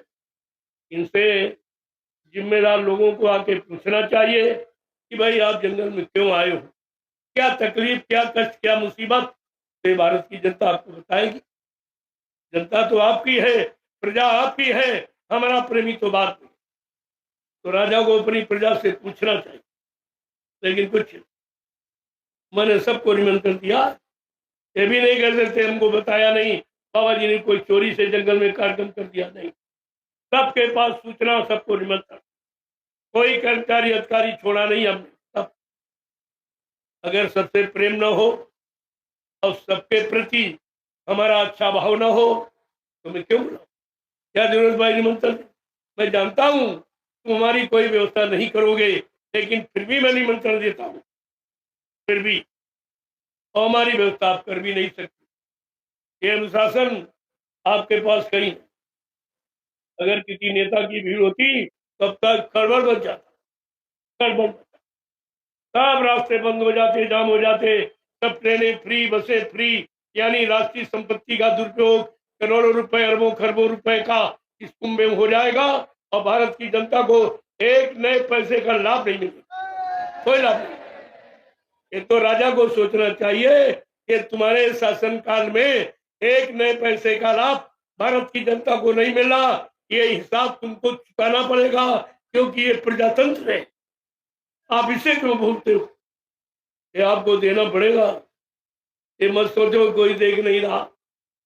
जो जो तुमने किया कर रहे हो वो महापुरुषों की नजरों में सब। ये कैमरा विज्ञान का बनाया धोखा दे सकता, लेकिन जो परमात्मा का कैमरा जीवात्मा वो सब कुछ बता देगी।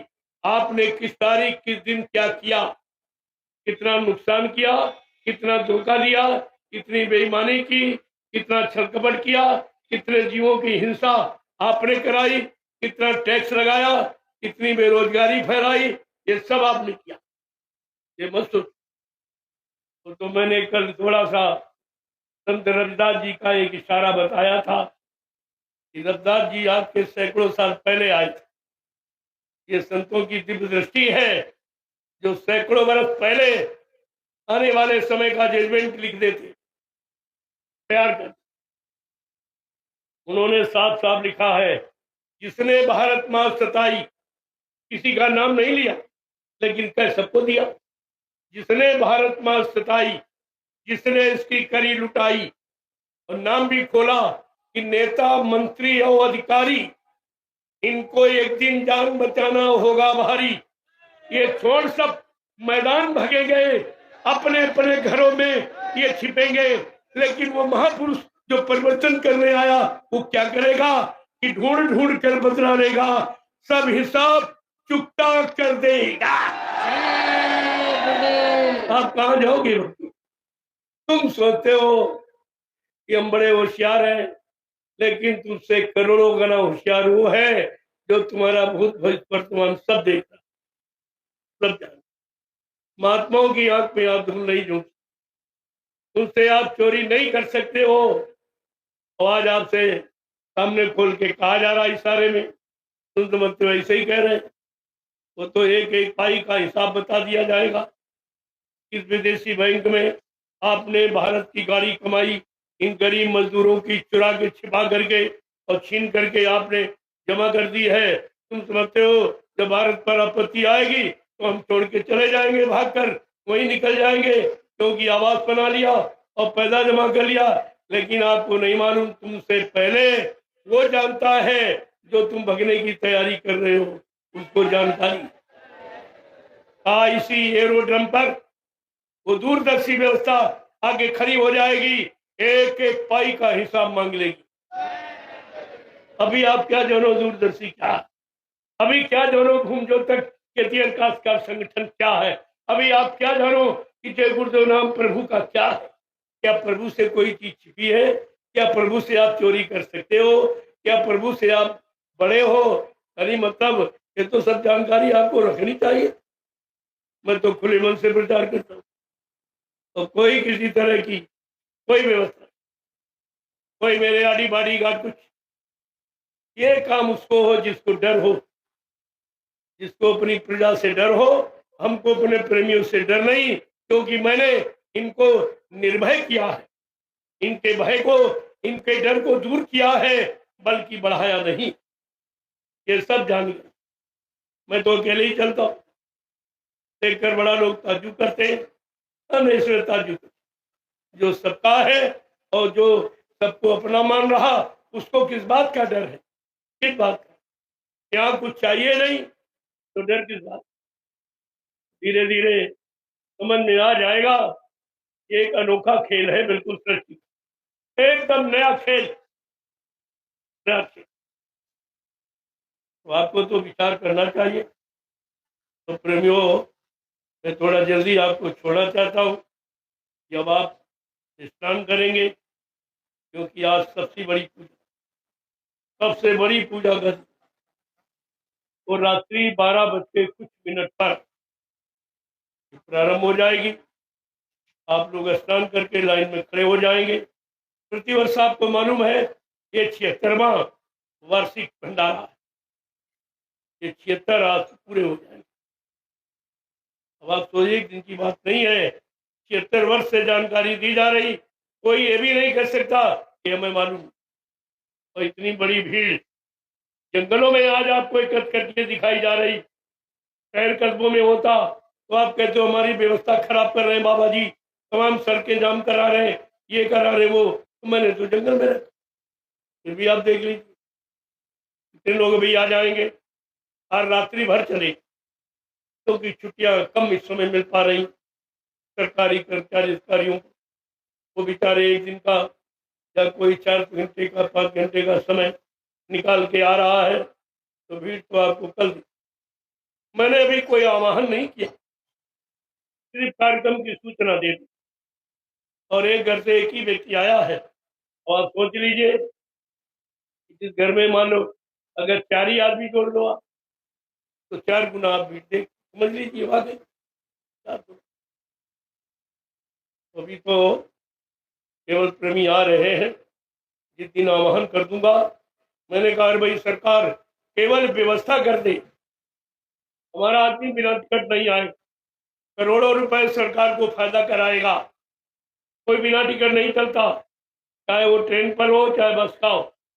और छोटे छोटे बेचारे मजदूर, ये छोटा छोटा वाहन, इनको भी मैं यानी 50,000 रुपए की आमदनी करा दूंगा 5-7 दिन। कोई ऐसा नहीं है जिसको इस कार्यक्रम से लाभ न मिले। अब कोई अभिमानी है, गुमानी है, कोई घमंडी है तो अपना ऐट गुमान घर में रखे, हमको उससे क्या लेना। हम तो परमार्थ का काम निकले करने, तो कर रहे हैं, करते रहेंगे। इसमें कोई बाधा नहीं डाल सकते, किसी की ताकत नहीं हिंदुस्तान में जो रमेश काम को कोई बंद। और आपको इस पर विचार कर लेना चाहिए, क्योंकि मेरा काम किसी के नुकसान का नहीं, किसी का हित का नहीं, सबको लाभ मिलेगा। जय गुरुदेव, जय गुरुदेव, जय गुरुदेव। नाम किसका? प्रभु का प्यारा नाम। जोर से बोलो, सब मिल बोलो, बोलना होगा अभी से बोलो। दुख दर्द हरेंगे, सब कष्ट मिटेंगे, सुख शांति भी देंगे।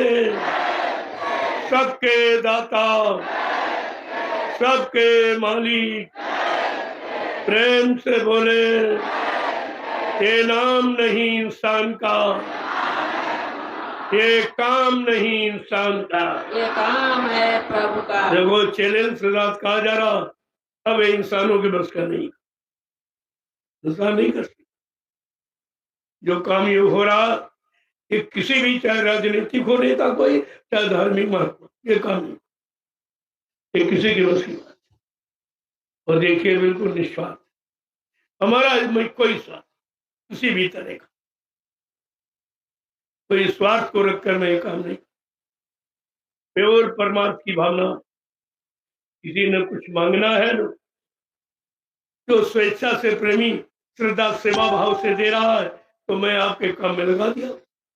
आपने दिया तभी तो ये जमीन बनी आपके लिए, आपका धन आपके की व्यवस्था में लग रहा है।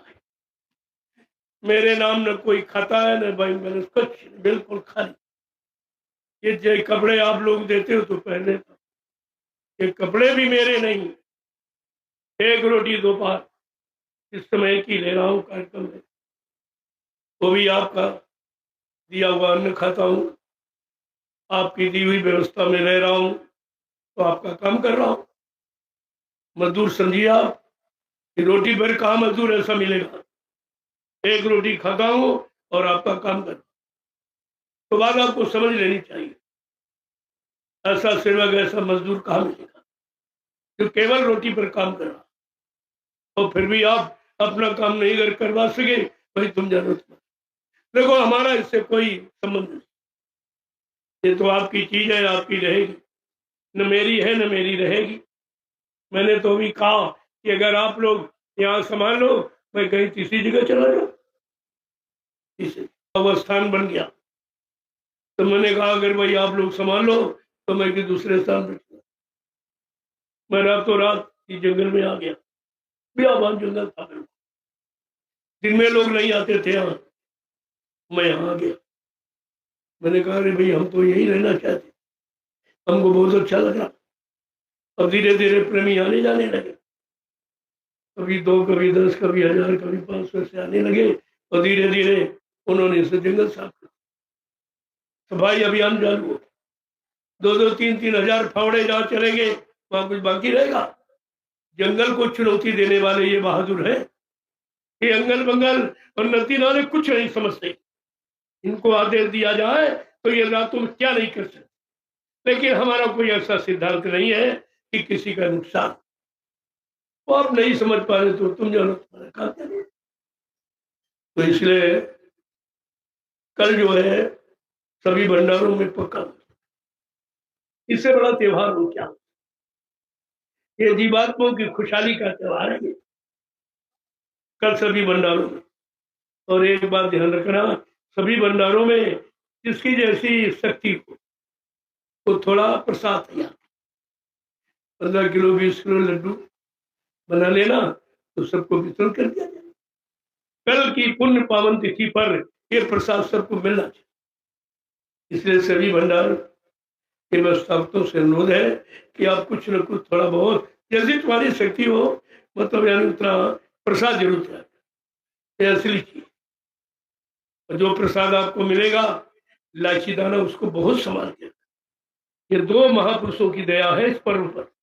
इससे बड़ा कोई त्योहार नहीं है आत्मा के कल्याण का कि 2 महापुरुषों की दया, गुरु और दादा गुरु दोनों का लाभ आपको मिलने जा रहा। इस पर्व तिथि पर सब प्रेमियों को आना चाहिए, शामिल होना चाहिए और परमार्थी लाभ सबको प्राप्त करना चाहिए। जय गुरुदेव। लोगों झंडे की परिक्रमा करना मत भूलिए, ये भी एक अनोखा लाभ का साधन है। हिंदुस्तान में तमाम पार्टी, तमाम झंडे, तमाम धार्मिक मिशन, तमाम झंडे, लेकिन ये झंडा प्रभु नाम का जो किसी के पास नहीं। प्रभु सबका है और सबको लाभ देने वाला, लिहाजा ये जय गुरुदेव नाम प्रभु का ये झंडा सबको लाभ प्रदान करेगा। तो इसकी परिक्रमा करना मत भूलिए। तमाम बीमारी परेशानियों से लाभ, भूत प्रेतों से नजात। अब यह है कि एक दिन में तो भूत नहीं जाएगा, तुमने उसके साथ किया है, करके आए हो, तुम अपनी करनी भूल गए हो, कहते हो मैं बहुत परेशान कर रहा। अगर मैं खोल के दिखा दूं कि तुमने तो करोड़ों गुना ज्यादा इसको परेशान किया, तुम्हें तो इस दरबार में कम परेशान। इस दरबार की महिमा है जो कम परेशान आपको कर रहा और आपको जिंदा रखे, यही कहो, न मार देता। इसलिए धीरे धीरे अपना कर्म कर्जा उतार लो, आपका जीवन सुरक्षित बन जाए। यहाँ दोनों तरफ का लाभ रखा जाता है, शारीरिक कर्मों की अदायगी भी हो जाए और आपकी जीवात्मा सुरक्षित बन जाए, दोनों तरफ का लाभ। तो जितने भंडारे लगे हुए हैं, देखो यहाँ 50 भंडारे आ गए। अब इतने भंडारे आ गए कि सबको रोटी की कमी नहीं पड़ी। अगर पूरा क्षेत्र निमंत्रण में आ जाए तो सबको भोजन मिलेगा और किसी से कुछ लेना नहीं है, कोई दान दक्षिणा, कोई सेवा सेवाई, कुछ, ये मुफ्त है। ये भंडारे निःशुल्क, ये सतयुग की व्यवस्था की जानकारी दे रहे कि सतयुग में सबको रोटी मिलेगी और किसी से पैसा नहीं लिया गया। ये व्यवस्था है, पहले समझिए इसको। मैंने इतना प्रसाद बांटा 12 वर्ष, हिंदुस्तान में कोई नहीं बांटा, कोई अनुमान नहीं लगा सकता, मतलब हजारों की कुंटलों की तादाद। मैंने पूरे हिंदुस्तान में घूम घूम कर प्रसाद वितरण किया। ये काम हिंदुस्तान में पहले भी किसी ने नहीं किया और आज भी कोई नहीं कर रहा, अब आगे कोई कर नहीं सकेगा। इतना बड़ा था, ये सब जानते हैं, सबको धीरे धीरे मालूम हो रहा है। आप नहीं आओगे तो भाई तुम जानो तुम्हारा काम है। ये नहीं कर सकते कि हमको बुलाया, सब हमारे यहाँ कोई दो दुश्मन की बात, मेरा किसी से कोई नुकसान करने कराने का रिश्ता नहीं है। तुम भले ही नुकसान करो, तुम भले बुराई करो, लेकिन हम ये काम नहीं कर सकते हैं, क्योंकि कुत्ता काट सकता, लेकिन हम कुत्तों को नहीं काट सकते, हम उनको नहीं काटेंगे, हम ये काम तो तुम करोगे उसका फल पाओगे, हम करेंगे उसका, हमारे आपके सामने दोनों फल है। तो हम तो तुम्हारा लाभ चाहते हैं, तुम्हारा भला चाहते हैं, तुम्हारा कल्याण चाहते हैं, तुम्हारे गांव का विकास चाहते हैं, तुम्हारा विकास चाहते हैं। इतना बड़ा तुम्हारा परिचय कि सारा हिंदुस्तान जान गया कि रामशाला कहाँ, तुम्हें कोई नहीं जानता था, कोई नहीं, तो सब जान गए। और आपका कोई खर्चा नहीं, तुम करोड़ों रुपए खर्च करके भी अपने गांव का अपना प्रचार नहीं कर सकते थे। मैंने ये मुफ्त में आपका काम, आपसे कुछ नहीं मांगा, और जो आपने जमीन दी है मैंने पैसे देकर ली है, फ्री नहीं है, काम नहीं करता हूँ पैसा कि आप कहीं अच्छी जमीन खरीद लो, 4 दाने तुम्हारे बच्चों के लिए अन्न हो जाए। ये तो तुम कुछ नहीं कर पाओगे, क्योंकि ये बराबर करना, ये जंगल कटाना तुम्हारे बस की बात नहीं है, इसमें करोड़ रुपए खर्च होते नहीं होते। मैं तो सब तरफ से आपका फायदा कर दे रहा हूँ, आपका लाभ कर रहा हूँ, लेकिन आप ना समझो तो हम उसके लिए फिर क्या। जय गुरुदेव। आज सारे हिंदुस्तान की जबान पर रामशाला का नाम है, लोग आ रहे हैं, आ जा रहे हो कल रामशाला, चाहे ट्रेन में चाहे बस में, छोटे छोटे बात, गांव में शहर में कस्बों में सब में चर्चा हो रही, और रामशाला के लोग कुछ नहीं जानते, तो बेचारे अब अपना लाभ ही नहीं कर पा रहे, लाभ ले ही नहीं पा रहे, तो जबरदस्ती कैसे आपको दिए। जय गुरुदेव। अब आप लोग उत्साह ले लो और धीरे धीरे स्नान करके लाइन में खड़े हो जाओ। 12 बज के कुछ मिनट पर पूजा प्रारंभ हो जाएगी, और ये पूरी रात पूरे दिन चलेगी। जब कह दिया जाए आप प्रार्थना पाठ बंद कर दीजिए, तमाम सत्संग के समय बाकी चलती है। जय गुरुदेव। देखो ये करना आपके इसी खेत, जमीन आपने खरीदी, मेहनत आपने की है, तो आपको मेहनत का फल मिलना चाहिए।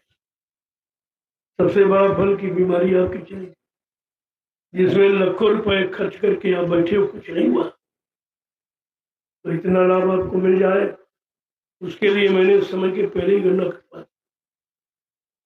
हमको तुम्हारे लाभ से मतलब अपने लाभ से नहीं है कि गन्ने की कीमत कम है, ऐसा।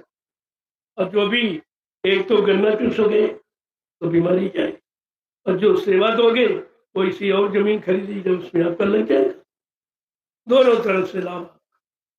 हमको उसमें कुछ नहीं लेना है, ना हमारा ये काम है, हम तो आपका काम, आपको फायदा दिलाने का काम करते हैं और करते रहेंगे। मैंने भी कहा था कि अगर आप लोग यहाँ संभाल लो, मैं किसी तीसरी जगह चला, वहां भी कुछ काम हो जाए, क्योंकि परमार्थ के कारण साधु धर्म शरीर, वो परमार्थ समाज देश हिताए हैं और अपना काम करते ही रहेंगे, उनका अपना कोई स्वार्थ नहीं, कोई लाभ। आपको मालूम है यहाँ की 1 इंच जमीन मेरे नाम नहीं है, ऐसा कुछ नहीं है, मैं ये काम नहीं करता हूँ, ना 1 रुपए का कोई खाता मेरा, कोई कुछ, जैसा बैठा हूँ बस, जब देखूंगा आपकी इच्छा नहीं है चल दूंगा।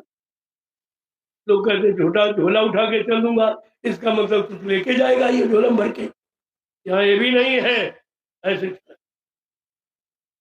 ऐसा खाली हाथ आया खाली हाथ, तो चला चलिए सब बात।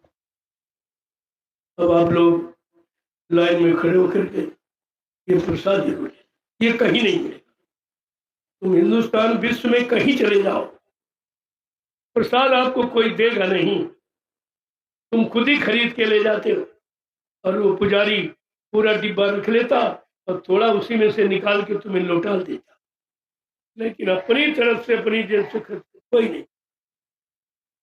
ये सब चीजें एक अनोखी जानकारी है आपके सामने और सबको दिया जाता। लाची दाना में कोई अंतर फर्क नहीं है, वो बराबर रूप से सबको समान। ये लड्डू वड्डू तो ही बाल बच्चों के लिए दे दिया गया, भाई इनको वो मेहनत कर रहे हैं उनको दे दो, तो नाश्ता पानी कर लेंगे, परिश्रम करते हैं। लेकिन असली प्रसाद है ये रामदाना इलायची, इसको संभाल के रखिए। ये तमाम मुसीबतों में, परेशानी, बीमारी, महामारियों में जब डॉक्टर वैद्य हकीम फेल हो जाए तो ये आपके काम आएगा। अगर आप पूर्ण शाकाहारी हो गए तो ये प्रसाद पूरा लाभ देगा। जय गुरुदेव। तो कल सभी भंडारों में पक्का बोलिएगा, और जिसकी जैसी स्थिति हो प्रसाद जरूर 10 किलो 15 20 25 किलो जैसी जिसकी, अरे भाई जितना करो उतना पाओगे, उसमें क्या, तो प्रसाद हो वो भी बढ़ जाएगा। कल की पुण्य पावन तिथि पर सबको प्रसाद मिला। कहाँ कहाँ से लोग आए हैं, तुम्हारी गाड़ी कमाई का प्रसाद पा जाएंगे। इतनी बड़ी बरकत, इतना बड़ा लाभ आपको देके जाएंगे, ऐसे नहीं कहा जा रहा। जय गुरुदेव। ये झंडे की परिक्रमा करना मत भूलिए, ये सबसे बड़ा मुख्य लाभ। और ये गन्ना जरूर दिन में जब धूप निकल आए, धूप में बैठ कर खूब चलते, देखो पेट के समस्त तो लोग कैसे भागते हैं, आपके सोने सब आ जाएगा। यहाँ तो आपके सामने कराया जा रहा, ये आप प्रसाद समझ के, गन्ना समझ के, गन्ने तो बहुत जगह में थे, लेकिन उनको आकर चूस के आप ये लाभ नहीं प्राप्त कर सकते जो यहाँ की पावन भूमि पर। तो इसको जरूर अभी ले लो, अभी रात में भी आप कोई नुकसान नहीं होगा। प्रसाद में कहीं नुकसान होता या प्रसाद का कोई समय कोई तारीख होती, तो जब जरूरत समझो तो प्रयोग कर लो उसको, ऐसा ध्यान में। देखिए दूसरी बात, आपका एक आदर्श है हिंदुस्तान में, वो है सफाई अभियान। मैंने बहुत पहले से शुरुआत की थी कि जब भी किसी सत्संग कार्यक्रम में जाओ तो 4 मीटर मोजामा ओढ़ने का और 4 मीटर बिछाने का जरूर है। जहाँ कहीं धूप देखी अपना तान लिया, ओढ़ के बैठ गए, बरसात आई ओढ़ के बैठ गए। जितनी कम सेवा संगत की लोगे उतना ही तुम्हारा मतलब बचत हो जाएगी, उतना वजन बच जाएगा, उतनी सेवा बच जाएगी। तो तुम सब लाभ ही ले रहे हो, तुम अपनी गंदगी दूसरे से उठवाओगे तो भाई आप तो उसका खर्चा देंगे, तो वजन से कटौती हो जाएगी आप। इसलिए मैंने कहा एक खुरपी अपने साथ में रखो, एक औजार भी है जिसकी कोई पकड़ नहीं है। अरे फल काट सकते, सब्जी काट, और 4 डंडे काटे और गाड़ दिए, गड्ढा खोदा, गाड़ के मुन्ना मकान बन गया। और जब जाओ सुबह दिशा मैदान तो पूछ लो कि भाई दिशा मैदान किधर आपने बनाया, तो दूर चले जाओ, एक गड्ढा खोद दो, 1 फुट 1.5 फुट का गड्ढा खोद ही दिया। जितने दिन यहाँ रहो और रोज उसी में दिशा मैदान जाओ और पैर से मिट्टी खिसका दो, तो जब यहाँ से जाओगे अपने आप बंद हो, कोई प्रदूषण कोई गंदगी किसी तरह की नहीं हो। और सबसे बड़ा लाभ, ये भूमि की उर्वरक शक्ति इतनी बढ़ जाएगी कि 3-4 वर्ष तक आपको खाद डालने की जरूरत, ये लाभ है। तो मैंने इसीलिए इतनी जमीन आपके लिए पर्याप्त कर दी कि लोग इतराज करते थे कि हमारी जमीन में दिशा मैदान पहुंच जाते, तो उन बेचारों को क्या मालूम दिशा मैदान जाते हैं कि कुछ छोड़ के आते, तुम्हारे खेत से क्या कुछ खोद के निकाल के ले आते, वो तो और उर्वरक शक्ति दे के आते, लेकिन इनको पता ही नहीं कुछ इसका। तो मैंने पर्याप्त जमीन आपके लिए कर दी है, और चले जाओ। और तमाम ये जंगल है, जंगल पर सबका अधिकार, और सबसे ज्यादा मेरा अधिकार है क्योंकि धर्मशाला में सबसे ज्यादा जमीन मेरे पास, वो भी है न्याय संगत बात की है। आप चले जाओ इधर जंगलों को। अब की बार मैंने वहां से हटा लिया, लोगों को परेशानी थी, वो समझते थे इनके मेले बंद हो जाएंगे, सत्संग बंद हो जाएगा। अरे हमने कहा हमारे पास बड़ी व्यवस्था है, मैं वो व्यवस्था ऐसी बना दूंगा तुम्हारे उधर लोग देखेंगे नहीं। आ गए इधर तो सब खराब नहीं होते, सब गांव में अच्छे भी लोग, ऐसा नहीं है। अगर जिस दिन इसमें अच्छे लोग भक्त नहीं रहेंगे, ये गांव खत्म हो जाएगा। ये गांव रहने ऐसा नहीं है कि सब खराब ही है। मैं अच्छों को भी जानता हूँ और खराब को अच्छा करना भी जानता हूँ। दोनों चीजें आपके सामने। जय गुरुदेव। तो वो हमारे अंदर कोई बैर भाव नहीं। साधु महात्मा सबके होते, वो किसी से बैर भाव नहीं है। तुम भले रखो लेकिन वो नहीं। जो भला करने आया है, लाभ देने आया है, तो कभी भी किसी का नुकसान नहीं चाहता है। और आप देख रहे हो ये मैं मोल जमीन है, जहां से जिनका खेत बताते हैं उससे 2 फीट हट के मैं मेरा अपने जमीन में बांध। अब आप जहां से बताओगे वहीं से तुम जानेंगे मैं क्या बताऊं। जहां से वो बता रहा कि मेरी जमीन यहाँ से और उससे 2 फीट हट के मेरा अपने खेत। अरे हम जमीन कोई ले जाएंगे? जमीन तो यही रहेगी, रामशाला में रहेगी। रामशाला में जो भविष्य में आने वाले बच्चे इनके काम आएगी, और कोई व्यवस्था हो जाएगी वो भी उनके काम आएगी। ये कोई चटाई तो है नहीं कि सीमेंट के कोई ले जाए। अब तुम्हारी नहीं समझ में आ रहा तो तुम्हारी अल्प बुद्धि को क्या कहें। जय गुरुदेव।